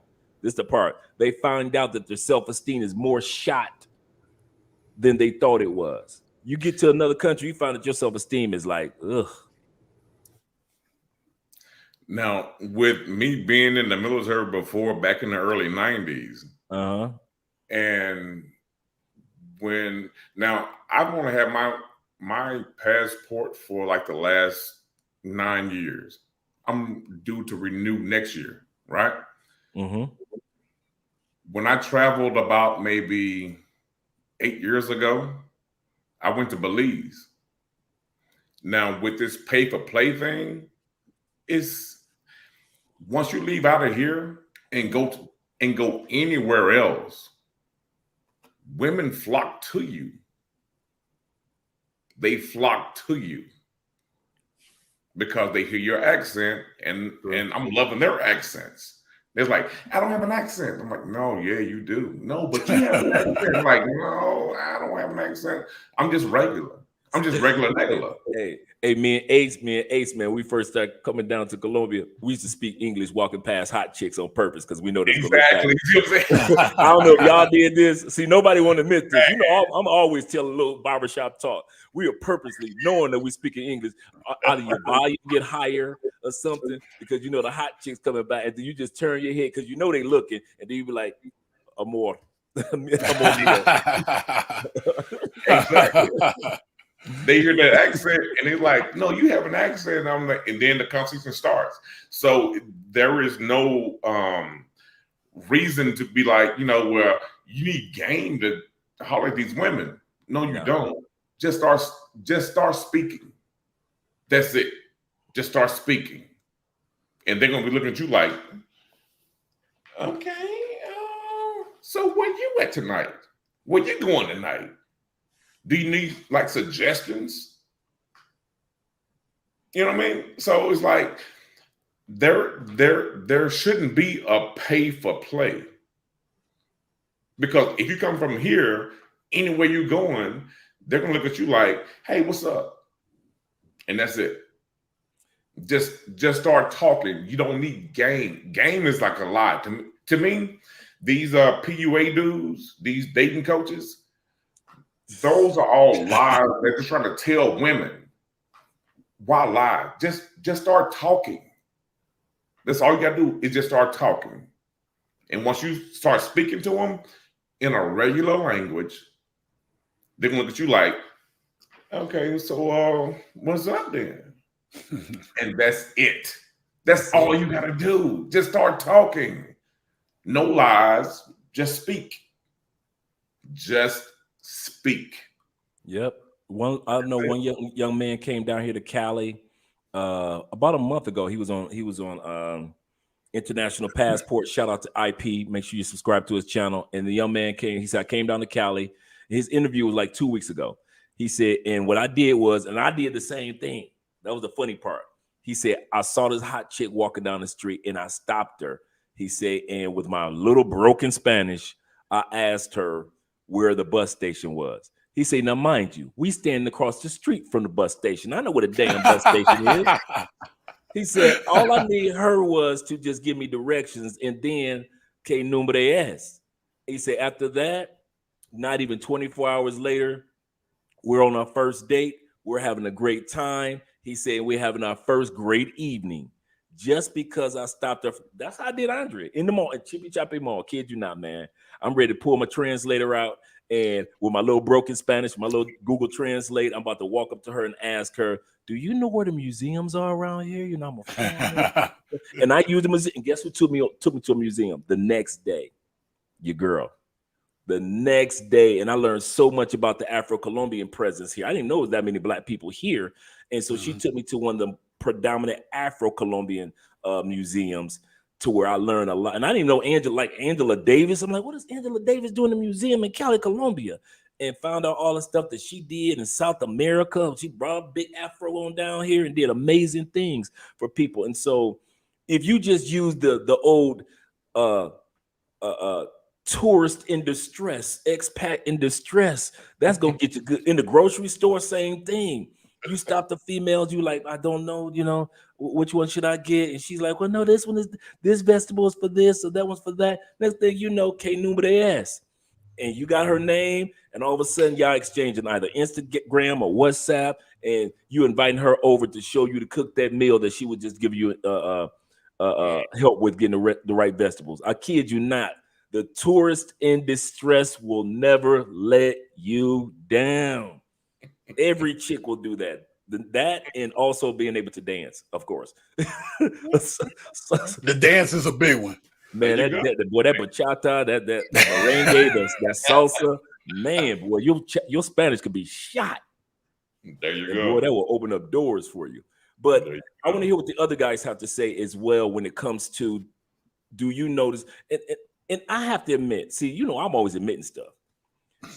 I have to admit, when I first got to Medellin, I didn't realize how women talk to me impacted me until I got to Medellin, and how awkward I now, it wasn't about the language. It was more or less about I wasn't used to approaching beautiful women without having a preset game in my head. Okay, she fine, so if she say this, I'm gonna say that. I got a man, I got a plan. What's up? I always had something to fire back at hot chicks because they so used to so many lines that most dudes don't have nothing to fire back with. Right. Well, you know, I'm bitchy. I say I like bitches. Come on, girl, be bitchy with me. Little things. So I use sarcasm with hot chicks in the States. So now I'm in the element of I ain't got to use sarcasm. Oh shit, I just got to be me. Oh, I'm not used to just being me. I don't know how to just be Dre and not come with the slick lines and all. And so I had to learn. Is it just me, guys? No. You see what I'm saying? Let me hear what my man got. What my man GJ got to say about it. Then we're gonna go to our other brother. What Joey got to say. Got to hear Hey, about Coach. I'm gonna drop down and let somebody get on here. Okay. Hey, bro. You the man, though. Thanks, brother. Hey, You the only one that I have on all notifications. Yeah. Because when you come up, I have to click on. All right, man. I appreciate that. Bro, hey, you the man. I'm the man on the panel with the man. Okay? All right? Yeah. Just saying. But y'all be good, though. Y'all be good. All right, brother. All right. All right. Thank you, brother. Appreciate that, man. Appreciate you all. But yeah, let me hear what you have to say about this. Did you go through that, or do you notice, guys, that you may go to a city in a group of dudes or with a couple of your boys, and you notice that it takes some of these dudes a minute to acclimate to the fact that they ain't got to run game on women, just be themselves? For me, to be honest, I'm going to be doing my first travel this October out there in Colombia. Shout out. Yeah, I'm gonna be coming to Cali. Mm-hmm. I'm gonna ask you actually, you know, at the end of all of this, you know, what do you think Halloween is gonna be like down there? So, because I'm looking it's Halloween, bro.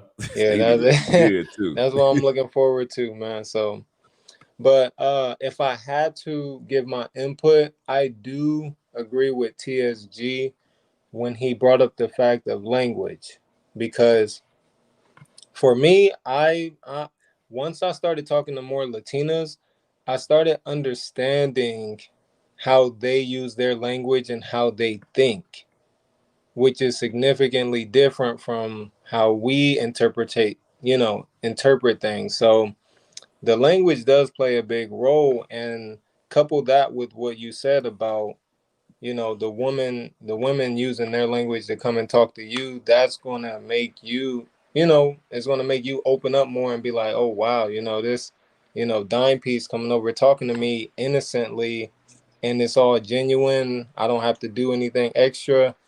That language barrier that you're missing is what's going to, you know, close that gap of you misunderstanding how culture works outside of the US. And, you know, that's why I'm learning a lot of Spanish right now. So when I go down there, I completely understand how they move, their approach towards things when they're speaking to me.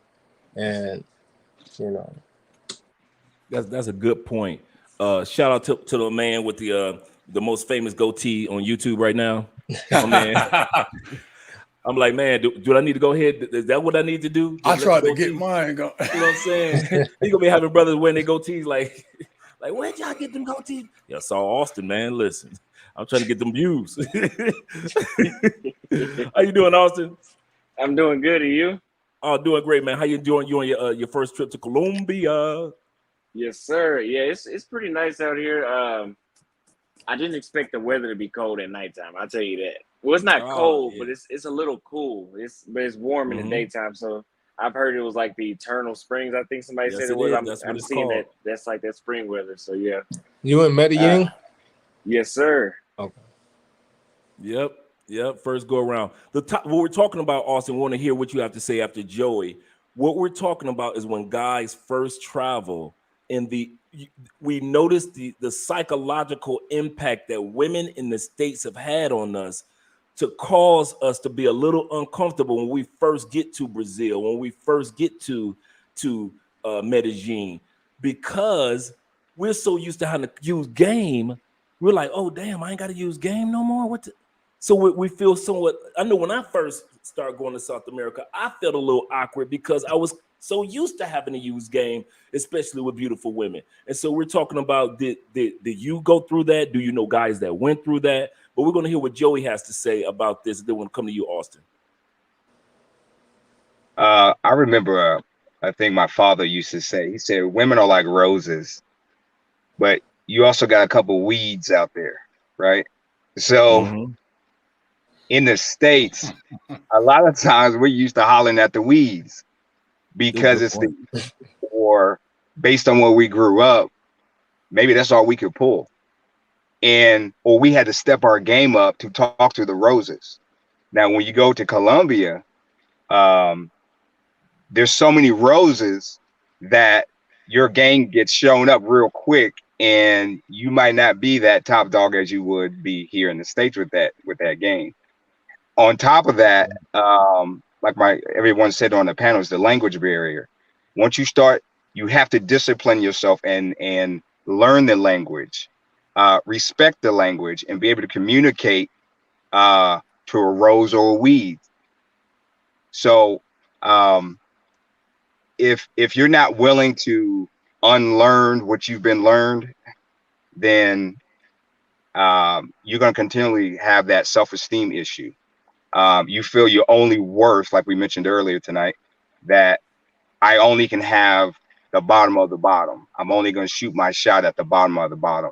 And that's simply not the case. So you have to discipline yourself to say, okay, if I'm bringing this old US mindset, also keep in mind, that's going to affect her too. True. If she's bringing all that she's bringing to you, and she doesn't even know you, but just because of her tradition or her values, and you're bringing lame game to that, how are you going to treat her the same way you did the hood chick? Because whatever the mind is set on, that's where the body follows. So you have to, if you're serious about dating a woman of standards, of tradition, me personally, I recommend therapy. Kevin Samuels talked about that. We have been traumatized throughout the history being in the US and in the matrix, that we have to learn how to know that we as a people have value, especially Black men. And then we can go out into the world and share that value with other people, and especially women. But yeah, I just think it's one of those things that you owe it to that young lady that you are talking to, that you're bringing the right mindset, you're bringing the right spirit, the right energy, you're learning her language, you're respecting her, and you're not bringing that hip-hop ghetto BS to her, because that's not what she's bringing. Unless that's what you want, you're going to attract what you attract. But if you want to attract a wife, a woman of standard, a woman of value, you have to step your game up too, fellas. So the question is, you want a rose or do you want a weed? Hey, see, that's all of that right there is what the PUAs do not want to clip out and share and show, that we're not just, that you guys are not just telling guys to travel for women. You guys are telling guys get therapy, telling guys work on yourself, telling guys learn the language, and differentiate if you're going to talk to a rose or a weed. Man, that was fire. Like they're not gonna take all of that and give you guys credit for doing the work, putting yourself in this position, and now lending a hand out to others so that they can do the same thing. That was fire, bro. You know how many dating coaches gonna take that and use it and try to make money off of that? I'll teach you how to get roses instead of the weeds that you normally get. Hey, no, that's exactly what they do. I'm gonna have to give it Andre. We're gonna patent that, right? See what I'm saying? We're gonna put a global patent on that one. Yeah, definitely. Because and let's hear what Austin has to say in regards to that. Once again, we were talking about. We started off talking about the whole topic was paying for things that are free in South America. Femininity is free. You don't have to pay for it. Cooperation and support is free. Some of these dudes are paying for it. I'm gonna go ahead and give her a couple 100,000 pesos because she didn't break in my house. Or steal my computer. I've heard that from so many dudes that gave money to women because they didn't rob them, because the female didn't take the money. You know what? Let me go give her 50,000 of the 100,000 she didn't steal. You know, all what these things. I don't even get it, Austin. I've heard it from so many dudes over the years. And I've sat back and I've been on panels and I've been like, wait a minute. Are you serious? And that goes back to what we're talking about now, that because of the psychological damage that we thought we understood about ourselves, especially as Black men in the United States, it really shows its head when we're traveling, when it comes to having low to no self-esteem. And that's one of the reasons, just one, some guys get locked in pay for play and they can't get out of it because their self-esteem of just like you would do, or like some of these gentlemen on this panel would do, meet just a regular woman that could be on your team. Even if you do have a couple of pay for play chicks on the side, some guys 4 or 5 trips deep and they don't know anything else but pay for play because their self-esteem is so bad. Yeah, so the first time I went to Brazil, I met an American dude out there and I had to break him out of that. Where he was telling me, I just have a regular chick I'm dealing with that was like his girlfriend. And I think every night he was paying, and I was like, dude, what are you doing? You were like wasting. First of all, I'm not flying around the world. I mean, I'm not saying that you can't do that, but I'm not flying around the world to pay for, working girls. Like that defeats the purpose. I mean, anybody can get a working girl to cooperate. She's getting paid. You should be flying overseas to get that cooperation, getting a girlfriend experience naturally because it's different. It's so many standards and so many filters they're going to put you through and so many shit tests that they're going to put you through in the United States that you're just not going to get in Colombia or Brazil, So I don't know. Yeah, I don't know what's up with that whole pay for play thing. I did it. I'm not going to cap. I did it the first day I got here. Right. I got here Monday. I did it the first day and I don't regret it. But I'm not doing it again because that's not what I came down here for. Right. That was just let me just get something out of the way real quick. But now I've been cold approaching, and it's a little different than Brazil. I'll say that. And share. Yeah, I was going to say, what's that about? So, well, number one, the biggest thing is in Brazil, I can approach 10 women, and max 1 or 2 of them are going to be a working girl. It seems like here in Medellin, like 8 to 10 of them are going to be. It's hard. I think I should have started in a different city. I should have came to where you're at in Cali. I truly think I should have did that. Because it's a lot of girls out, but we're just like, man, I don't even know if I want to go over there because it's like it's all a bunch of, I'm not over here for them.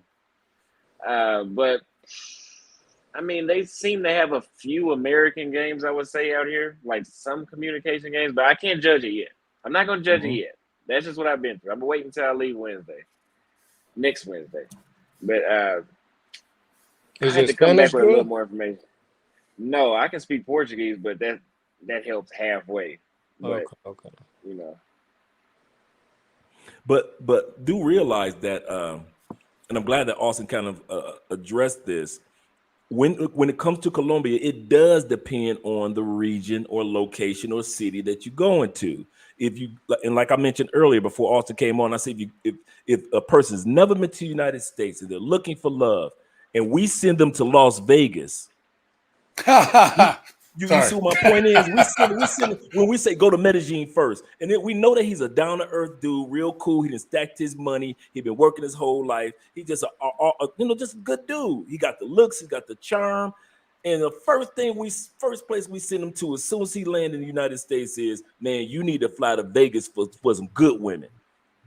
And he get to Vegas and he like, what the? Wait a minute, every other chick I meet but this supposed to be United States. But no, y'all sent him to Vegas. Yeah. Y'all didn't send him to the heartland. Y'all didn't send him to some cool places where they could still have a good time and yet meet some regular women. No, y'all want to send a brother straight to Vegas. So guys that do come to Colombia, do realize that Medellin is a beautiful city. It's great landscaping.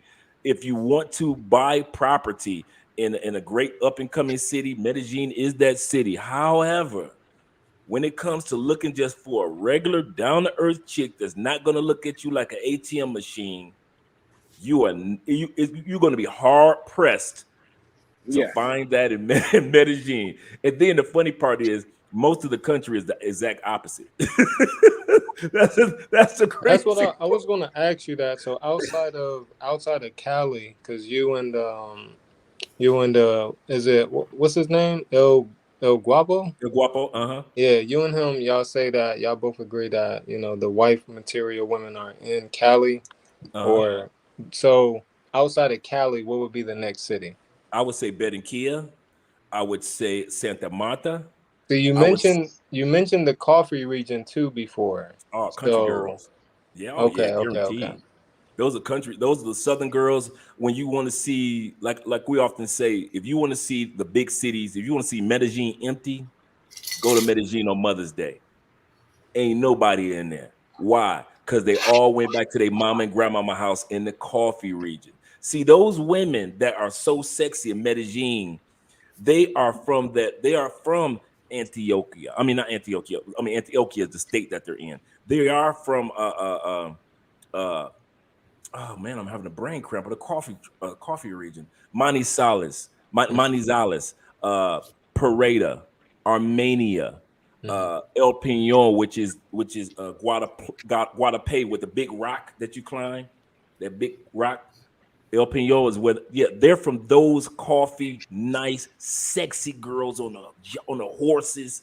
That's those women.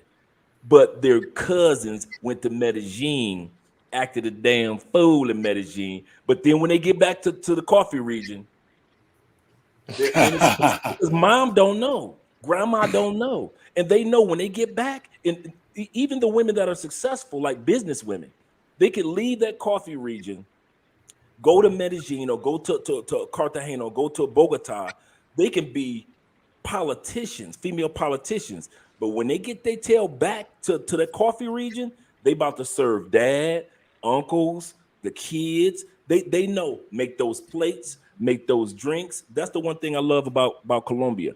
No matter how successful a woman is or how grimy she is, when she get her butt back to that family, you know you getting your butt in that kitchen with the rest of the ladies. You're going to start serving the men. The men going to be sitting down with their beers, playing their music, playing dominoes, having fun. And you know, no matter how much money you made while you was in Medellin, you just a regular hot chick among other hot chicks in your family. And so in the coffee region, most of those ladies aren't like that. They're still down to earth. It's a beautiful land. A lot of fincas out there. Fincas are farmhouses or resorts that you can rent. Me and Andrea, we've been out to the coffee regions 100 times to rent a whole farm with the swimming pool and the whole scenery and everything. The Juan Valdez theme park. A lot of people think Juan Valdez was just a dude on a commercial, but he was actually a real Colombian dude that actually owned hundreds and hundreds of acres of coffee land, and they turned it into a theme park. And so all that is down there. So those country girls, man, what makes Andrea? Her mom and her grandma and all the ladies in her family are all country girls. Andrea is the first generation city girl. The rest of them are all country girls. So she gets all her values from being a country girl. That's why you see a lot of women in Medellin, they act a damn fool. But then when Mother's Day or any holiday come, Medellin, Cali, and all these cities get empty because everybody rushed back to their roots, the farms. So so if it were me and I wasn't in Cali and I was looking for a good woman, my number 2 place would be mine would be Barranquilla, where Ace was during the pandemic. That would be my number 2 place. Is beach life without the headache of Cartagena down the road with all the extra tourism. You're in the city and you're the special guy. You're the exotic one enjoying beach life. And yet it's a huge Afro-Colombian population. They've got their own music. They got the sports down there. It's a really cool place, laid back. They've got their own, especially in February. The Barranquilla Festival is the world's largest Latin-speaking festival. The one in Rio is the world's largest Latin festival. The one in Barranquilla is the world's largest Latin speaking festival. Remember, Portuguese on this side, Latin speaking or Spanish speaking, not Latin speaking, but Spanish speaking festival in the world. And that festival is amazing. It's a week long. So if you ever want to go to Barranquilla, February, I think it's like around the 20th. It is an amazing celebration, and you will have a ball. It's party. I'm talking about partying nonstop in Barranquilla. That would be my second city. Great women, very educated women. When my first trip to Barranquilla, even Andrew doesn't even know this, that I was dating a nurse in Barranquilla. That was from that area. Really nice young lady, gorgeous, just down to earth. Like y'all know me, I'm bougie. So I only date like lawyers and attorneys and doctors, somebody that owns something. I was bougie in the States. So y'all dating employees. I date her boss. I'm on her desk. But so when I got down here, I started like meeting very professional women down here as well. And so it's always up to what you would want to see. But I like the fact that Austin got his feet wet, like most of us in Medellin, trial by fire, however you want to put it, to see for himself. You ain't gonna find that. You gonna find fun in Medellin. You gonna get your freak on in Medellin. Shout out to True Life Brothel, but you ain't gonna find no boo in Medellin. That ain't gonna happen. It's gonna be hard treading, Paul. Hard treading. Yeah. I would compare it to trying to find a girl here that's not a working girl to trying to find a good woman in the United States. You have to go through too many of them. And have you found that they don't get ashamed when you even ask them, are you a regular girl or a working girl? Yeah. Yeah, I've found they I think they know. They know that there's just a lot of them. So they can't be ashamed of it. It's a lot of them. I'm not from here. You know, are you a regular girl or a working girl? Yeah. You know, in the States, that would be an insult. Like, what do you mean by that? Yeah. But down in Medellin, it's like, no, I'm a regular girl. Mm-hmm. All right. I believe but that's what goes back to what we talked about earlier. So if you were to go approach one of those ladies in South Colombia, in Colombia or Medellin, they're not quick to offense. But if you were to talk to certain ladies here in the States, they either give you the attitude or they're quick to offense or they don't think that you're worthy to even talk to them. Mm-hmm. And that right there is what you get that on a regular basis. That's what shoots a lot of guys' spirit down to even approach or to make an attempt to even try to shoot their shot at a well-to-do chick, a well-to-do woman. And it's one of those things where you like one of your podcasts, Dre, you had on there, you said you're gonna have to cut off some folks. You're gonna have to disassociate yourself from what you're normally been used to doing if you're seriously and truly about looking for a woman in Colombia or Medellin or you're gonna have to cut some people off. It's no different than getting your finances together. You're gonna have to make a list of what's your debt, what you owe, and what's your income, the whole nine. So you got to go through that list. What serves you, what doesn't serve you, what's going to be, because some debt is beneficial. So you have to look at the healthy debt versus the negative debt. So same thing with people. You're going to have to cut off some folks. You're going to have to reshape you because the environment that you're in has already defined you of who you are to them. And they're still doing whatever they want to go do. And you're constantly trying to let those same people know that you're not that same dude or you're not that guy. But because of the environment that you're in, because they saw you when you were 5 or they grew up with you or whatever, they have a mindset about you, or your friends and family have a mindset about you. So it's a punch, it's a gut punch to your your self-esteem. And sometimes you got to cut off family. I'll say it. Some family doesn't serve well. Love them. God bless you. I'll see you at Christmas. But sometimes their input is more detrimental to you than it is, say, maybe from a stranger. I mean, there's brothers and sisters on this listening to the podcast right now. They're getting more motivation just talking to the 6 or the 5 of us than they would get from the homies. So if you want to be able to find that self-esteem, you have to cut off the things that doesn't serve you. You're going to have to look for new things and be willing to listen to, like the older gentleman that was on earlier. He's old school, but I grew up listening to older cats like that, and I still do. You know what I mean? You got to be humble enough to listen to those guys and learn from the mistakes they made, and you're going to make your own, but you learn from those too. But you have to cut off what doesn't serve you, and be open to the new. Now, I've never been to South America yet. I will be there hopefully next year. So, but I know that I'm going to learn the language. I'm willing to learn the culture, and I have been watching various brothers on YouTube that talk about how they got their mindset and their discipline in place before they went, because you want to be receptive to the kindness. You want to be receptive to the women that you run in contact, and to the men that are there too. There's a lot of men that are knowledgeable about the history of their country, respectful for how they look at family and how they believe in raising family. Because if you're going to be interacting with these women, a lot of times you're going to have to deal with her father. How does he want you to deal with his daughter?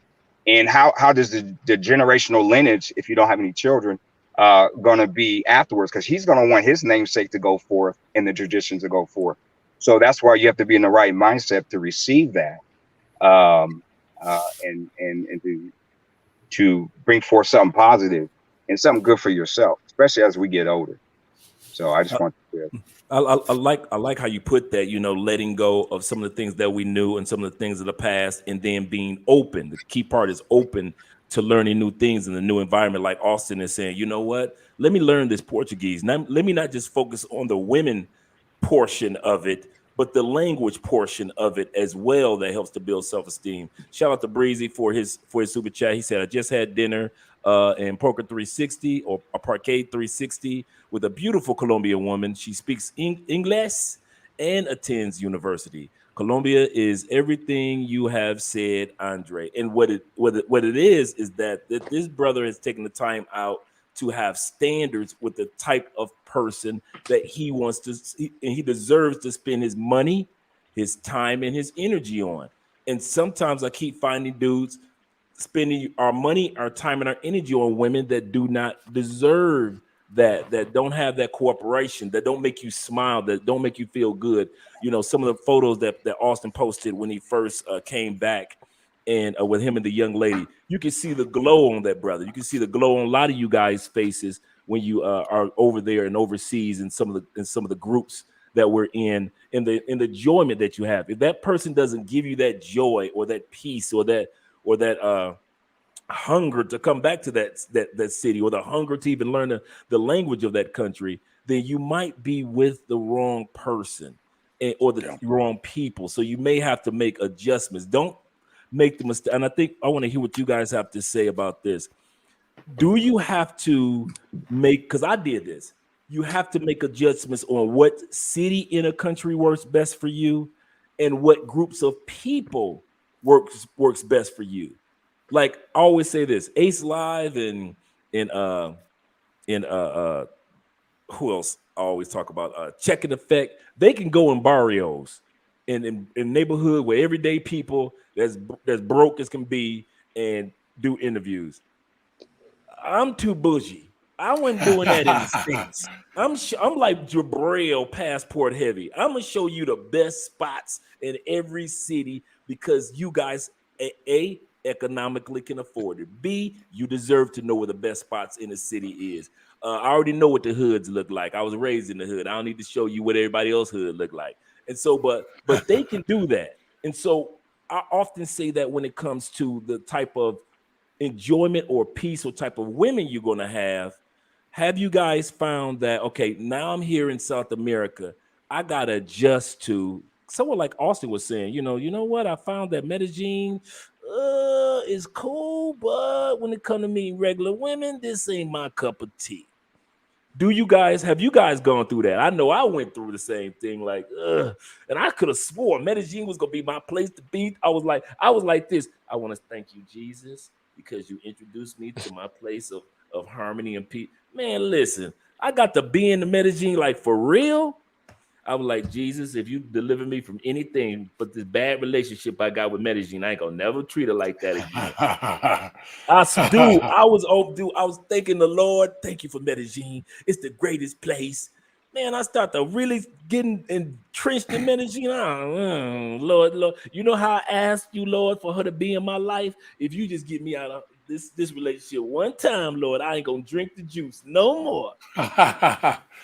I've been to Medellin maybe 3 times since then. That's it in the last 5 years because it wasn't my thing. So have you guys found that? And let's start with Charles to all the way to. Let's go backwards. Let's start with Austin, and then we're gonna come back around and we're gonna let Charles be our anchor. Hey, before you go, Austin, I'm gonna just let y'all rock out. I do appreciate you letting me speak today, man. So man, have a good night, and keep making some fire streams, man. All right, brother. All right. Can you ask that question one more time? Have you found yourself realizing that, man, now that I'm traveling to South America, every environment is not my environment, even though it's not a bad environment? You just finding that every environment or city or area of a city, it just ain't your cup of tea. Are you starting to discover that about yourself, about cities? Yeah, so like being in Medellin, it's not a bad city, but like you said, it's just not my city. I'm not into the whole paying every time. I don't mind doing it, but that's just not me. I don't want to be around that. I'd still like to date, naturally. Even in Rio, not all of Rio is for me. I went to a lot of people like Madrueta in Rio. Mm-hmm. I went over there and I mean, it was cool, but it just wasn't for me. I wasn't really feeling it like that. Baja da Tijuca, I like that area, but it's a little too bougie for me. It's not that I like to be around a lot of poor people.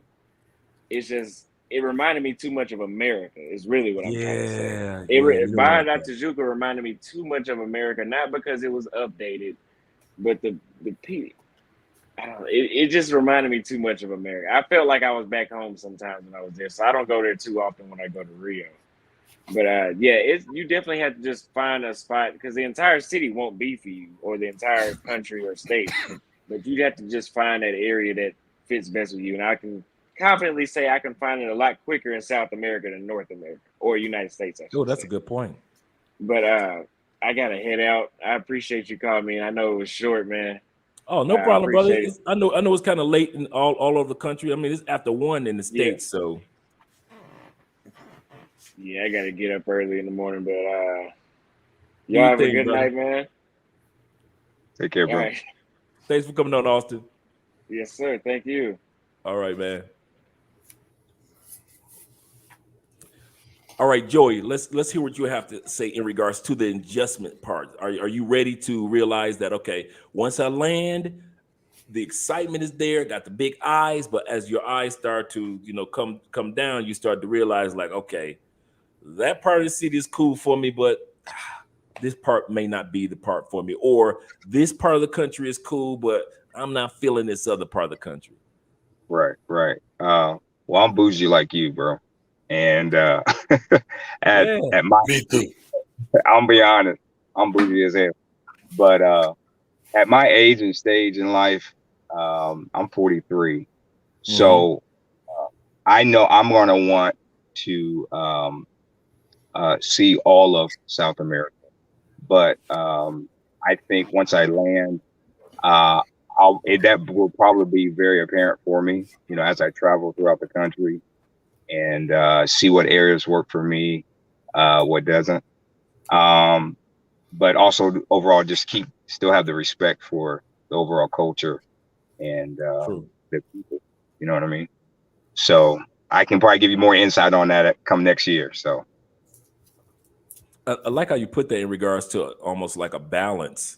Like, you like what you like, but, respect the culture around you. And that's what I try to do, is just respect everybody from the taxi driver to the person that's selling mangoes on the, no, real mangoes, guys, real mangoes on the side of the side of the road. TSG, let's see what you have to say, man. Then we're going to anchor with Charles. So again, for the last 3 months, I've been living and traveling in Mexico. And so I first got to Cancun. I had been to Cancun before, but this last time I actually lived in El Centro because I wanted to kind of have a more grounded experience, right? Not go to the touristy areas like I had done before. And I realized that, I was living in Vegas prior to selling all my stuff and doing this traveling, right? And so I was like, this is the same stuff, I grew up in New Orleans and everything like that. So I'm used to living in touristy cities. So I was like, man, I don't want to do this. So I lived in the city. I thought it was cool. I made my way over to Playa del Carmen, which kind of reminded me more of like San Diego, right? You got the beach, you got like Gaslamp where you just walk around, there's places to eat, all that kind of stuff. And I was like, this is my speed. You know what I mean? Like, this is my speed. Everybody just laid back. It's a beach town. You know what I mean? Everywhere you go to the beach town, everybody's kind of kick back, flip flop type living. And I was like, yeah, man, I should have came here when I first got here. Should have came here first, man. And that was the cool thing about hanging out. Like, there's the touristy part, but I didn't hang out there. I always went to the local spots, man. Like, nobody speak English up in the spot. You know what I mean? Nobody talking English. Right. So it was a challenge because now you have to use your conversational Spanish, and I did pretty good because my phone, I was like, damn, I can't get reception like a mofo around here, bro. So I would say you have to know who you are. I mean, like, if you know who you are, right? I like those type of towns. So like, I already knew. Everybody was like, oh, go to Medellin. But I'm like, that ain't my speed. Now, you do your research, for me, Cali, Santa Marta, Barranquilla, those are the spots that, because after I'm done my business here, I'm probably going to be in Colombia, or I'm probably going to be in, God dang it. I can't even think of it. Can't think of the other country. But it's probably going to be Colombia. And then from there, I'm probably going to go to Thailand after that. So that's kind of where I'm going. You know what I mean? And even in my uncle, who goes to Thailand all the time and trains martial arts, he was like, yo, if you go to Pattaya, you go to Pattaya, then he said, man, it's going to be like Bourbon Street on crack. You know what I mean? Do you want that? I'm also 43 too. So at that age, do I want to be a part of something that's moving that fast? You know what I mean? You just got to figure it out. You know what I mean? So, right. That's a good point. That's a good point. When to thy, old statement is to thyself be true. Yes. What do you have to say, Charles?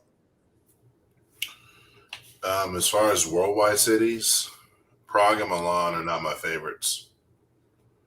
Why? Prague, I wasn't feeling the food. The architecture was okay, but it just seemed boring to me. And Milan, I'm not into fashion. So there's really nothing for me there. Like, you can do Milan in 2 to 3 days. Have any of you guys been to Cuba yet?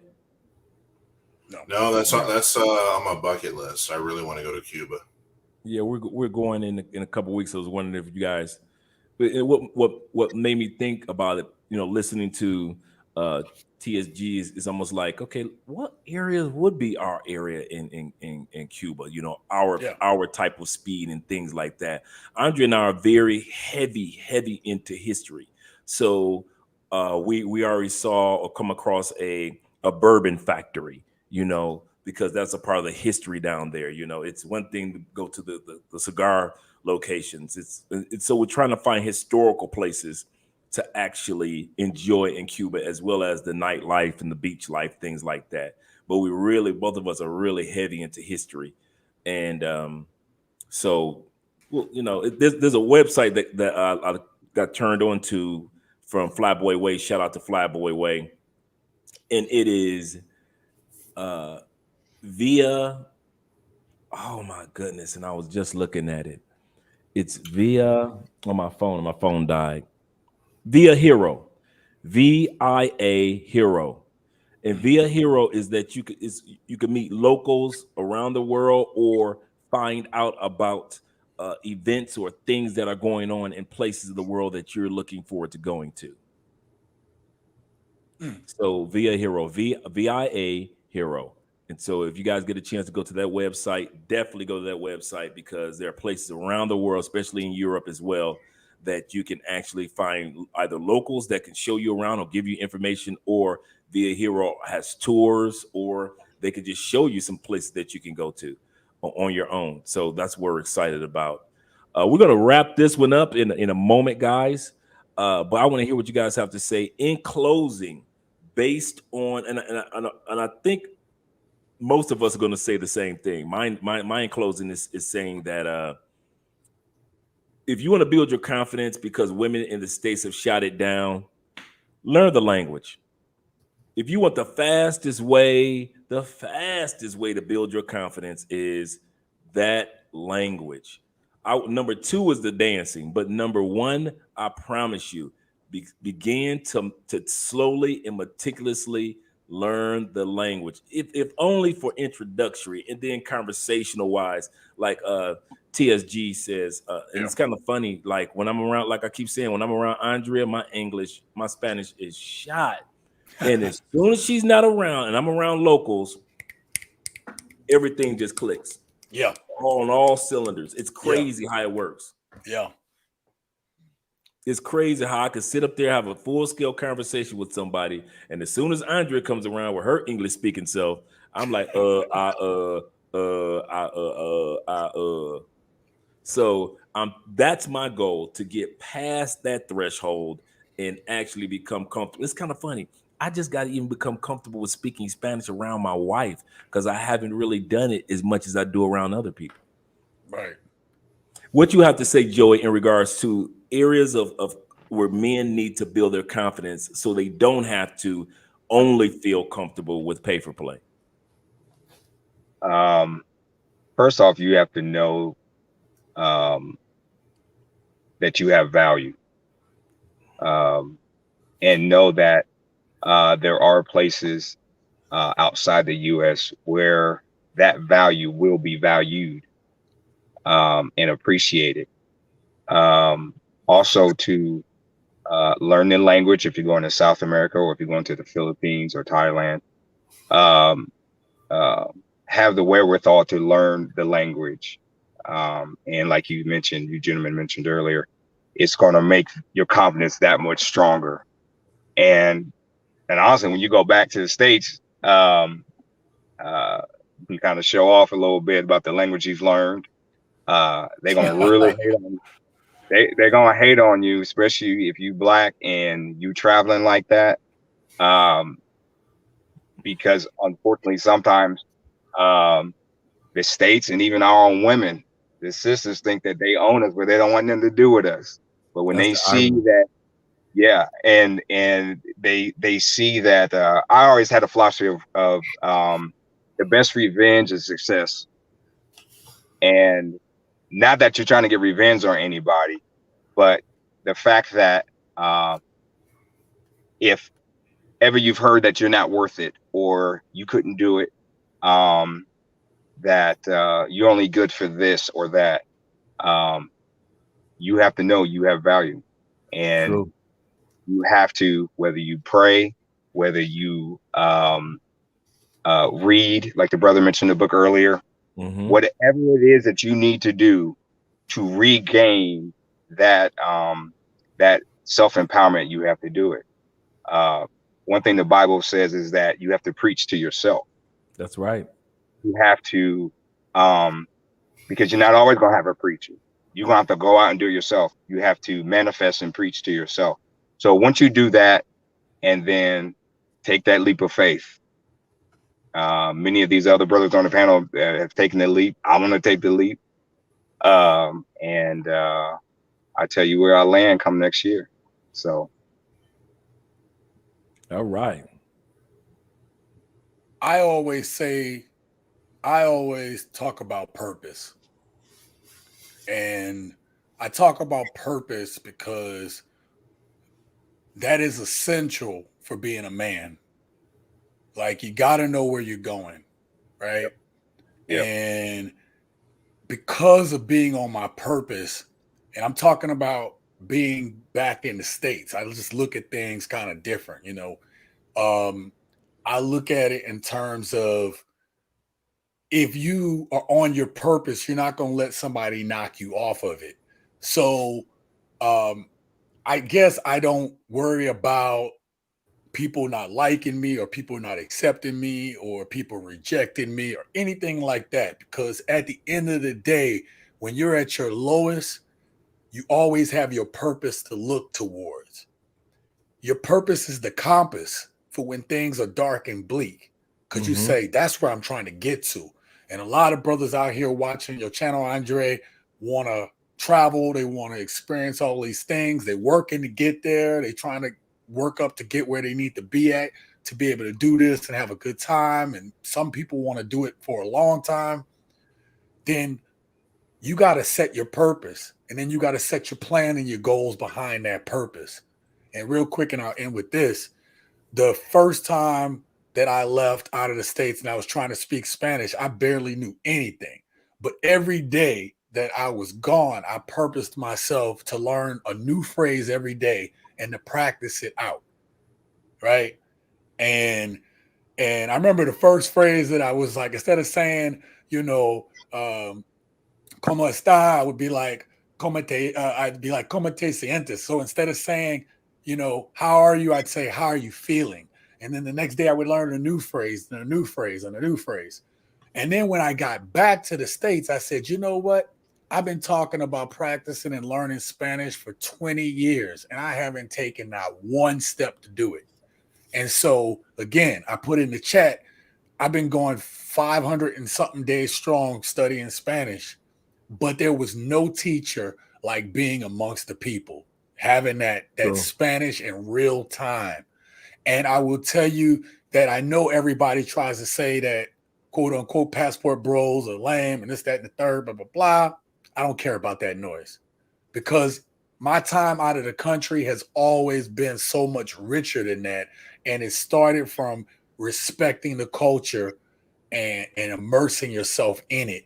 And I would say that completely changes your time. If you want girls, if you're immersing yourself in there and all that stuff will come. Yeah. But you got to purpose yourself that, look, I really want to do this, and this is important to me. And if it's important, you'll make time for it. If not, you're just wasting time, because that's all we got. The two most important things we have is our health and time. So don't waste it, gents. That's right. Excellent point. Excellent point. All right, Charles in the building. It was closing. Be out of the building here in a second. We all of us are. Yeah, like past my old man bedtime. Yeah, I'll be going on my third dream in a minute. So the only thing I would have to say would be learning languages unlocks doors. And stop relying 100% on Duolingo. It's not the end all be all. No. Go all in a language course. Duolingo is a great complimentary course, but complimentary app, but you gotta be serious. You gotta enroll with some native speakers. Go on italki, go on YouTube, and find some native speakers. Because I tell you what, learning the language gets you out of a lot of shit. Yeah. Hell, you can even tell them I'm a gringo. Yo soy un gringo, yo soy gringo, yo soy no gringo or whatever. And you know what? They'll understand. They'll help you out instead of trying to fake it and hide what you are. And then when they expose it, then that's when they really get you. Right. So learning a language gets you a lot, and it takes you to a lot of these local places that you really want to get into. So you're not just in the tourist areas. Right. True. And you know what? I mean, I know everyone's like, you don't have to pay for it. You're going to pay in some way, shape, or form. That flight, that Airbnb, the language lessons, it's an investment. It's better than, trying to date in the United States or getting married than getting divorced and losing half your shit. Yeah. Or you're paying a woman to take you out on the date who really doesn't want to be with you, but she's starving and has no food in her refrigerator. Therefore, you're essentially feeding her. You're her. Hey, Andre, you're her Instacart, Postmates, and DoorDash. So true. But the key is to learn that language. Yeah. I'm realizing that myself. I came across an email from a good friend of mine that passed during COVID, Youssef Watif, the YouTuber in Brazil. He passed on, really good man. And we had just spoken, because me and Youssef used to just, like me and Ace, I probably was like Ace is probably like my brother. Youssef we consider one of my closest friends. And he had sent me Pimsleur. Oh, Dre, you need to use this Pimsleur real quick. I'm gonna send it to you. I'm gonna send you this Pimsleur, and you're gonna use it, blah, blah, blah. And I kind of took it off for granted and blah, blah, blah, so forth. Living here, sometimes you make that mistake. And today I pulled it out and go ahead. Can you pull up DR's latest chat? I want to address that real quick. Okay. Let me see. Okay. Right here. Yeah. You actually do need a native speaker to learn the language, dude. Stop fronting and stop the cap. You need it. Yeah. Stop. Yeah, you do. Even if you start with, I don't care if YouTube videos, some type of course that they're offering, if they're a good native speaker and they're sharing, for example, you've got the speaker Butterfly Spanish. She has 2 million subscribers and she offers situational Spanish. She teaches you if you're on a date, if you are going out on a tour, whatever it is, she teaches situational Spanish. She has a course. Also a YouTuber, Spanish with Paul, he has a course. So there are YouTubers that are out there that you can start with that are native speakers. And the other thing is, I know you guys can attest to having a native male speaker, because there is a masculine and a feminine way of pronouncing certain words in certain languages. Right. That I know what got me to really focus on learning from men is there was a guy who was married in Japan, a brother he's married in Japan, cool young dude. And he learned Japanese from being around his wife. And he said for 2 years, he didn't know this. He said, the men thought I was gay. He said, because he said, I'm thinking I'm pronouncing the words correctly. He said, until one of my dudes pulled me to the side and said, man, you sound like a female when you talk. Why you sound like that? He said, of course, in Japanese. And he was like, well, he said, who you learn from? He said, I learned from being around my wife. He said, dude, no. There are words that are pronounced in a masculine format as well as a feminine format. So you may want to make sure that the person that's teaching you, or at least eventually teaching you, some of you guys may have some sexy instructors that are teaching you Portuguese. Cool. But you still want to learn how men. Go ahead, Charles. One of my professors, she's pretty cute. In fact, I met her last week when I was in Sao Paulo. But a good teacher is going to let you know the difference between the two. Like, for example, thank you in Portuguese. As men, we got to say obrigado. But if you're a woman, you would say obrigada. But as a man, you always say obrigado. Right. And everyone, both men and women, have both told me that. So, but no, I get what you're saying. I'm surprised that his wife did that to him. That's kind of fucked up. Yeah, I know, right? He said, man, and it was a cool brother, wasn't nothing gay about him. He said, man, my wife got me sitting up. He said, man, I was like, what? He's like, dog, you sound like you gay because you pronouncing these terms, and he said you pronouncing these terms, and you're not saying them in a masculine way because how men would say them, just like you were saying in Portuguese. But when it comes to Yusuf, shout out to Yusuf, man, and his family. I actually pulled my Pimsleur out, kind of like brushed off, dust blew off like my chorus. And I was like, you know what, Andre, not only for you learning Spanish, but this is one of the ways that you can honor your friend who this was the last thing that he sent me. It was like not even 3 days later, he was in the hospital. He's like, he had just sent me that, and he sent me other little things because we're having meetings, because he was the one that was already doing courses and consultations and helping people get visas in Brazil. And he was like, man, you can do the same thing in Colombia. And I'm like, oh. He's like, no, you can do it. And so now that things are unfolding, and the last thing he was saying, man, you really need to buckle down on your Spanish, man, because people deserve to know that is possible as well, not just the relationship part or the business part of relocating to Colombia. And so I was like, you know what? He's correct. And so I was like, you know what? In honor of myself, in honor of my good friend, I said, I'm going to go ahead and do just like you guys were saying. And I love when the brother just said, he said, I've been doing this for 500 plus days straight. It's time for me to get my journey on and do this. So by this time next year, I'm so fluent that I can really have a live stream with you guys that is 100% in Espanol, and have conversations with other guys in Spanish. So I'm really excited about that. And I'm glad I never lost that email. And I downloaded the whole Pimsleur for Spanish, stage 1, stage 2, stage 3, and the plus. He sent me the whole Pimsleur thing. And I've had it for like almost a year, almost going on 2 years, because he passed on in 2020.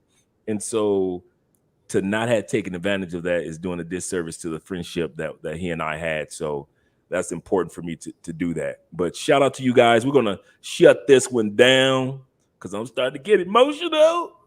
And so, but it's really great to have you guys on this panel. We might start doing this a little more often, but not as long. Remember, Friday, we're going to talk about we're going to watch a video talking about second citizenships, passports being the new gold rush among rich people. It was, and this is a video that was done 3 months ago, and she talks about how the affluent are starting to notice what we're doing, and they're really amping up. And even the rich are tired of the United States, and they're getting second passports, or they're getting their first true passports and taking advantage of them. Because the one thing to be rich and have your passport is another thing to be rich and take advantage of using your passports.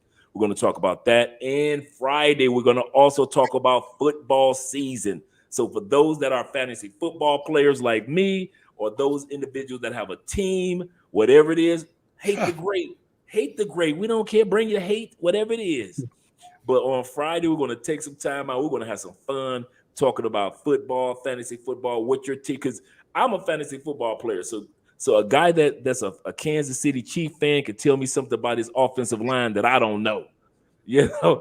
So I know if Clyde Edwards-Helaire is going to be a good running back this year or not before drafts. So definitely shout out to Kings and Dreams. I hope that he's going to be here this Friday, because we're going to have some fun just talking about football. And thank you guys, man. You guys are so wonderful, man. I have nothing but love for you dudes, man. You guys are amazing information that you shared tonight. And I love the fact that you are the man. I hate sports. Like, hate. I don't hate sports. I just hate American football. Okay. I love, man. Listen, most sports I really do like. So we got running back, wide receiver, running back. That's tight end last. I can't do that. Yeah, be here this Friday because I would not do that one. I would do running back, wide receiver, quarterback, tight end, running back in my I don't even band. play fantasy league anymore, and I know that's not the order you draft. See, that's the order I draft.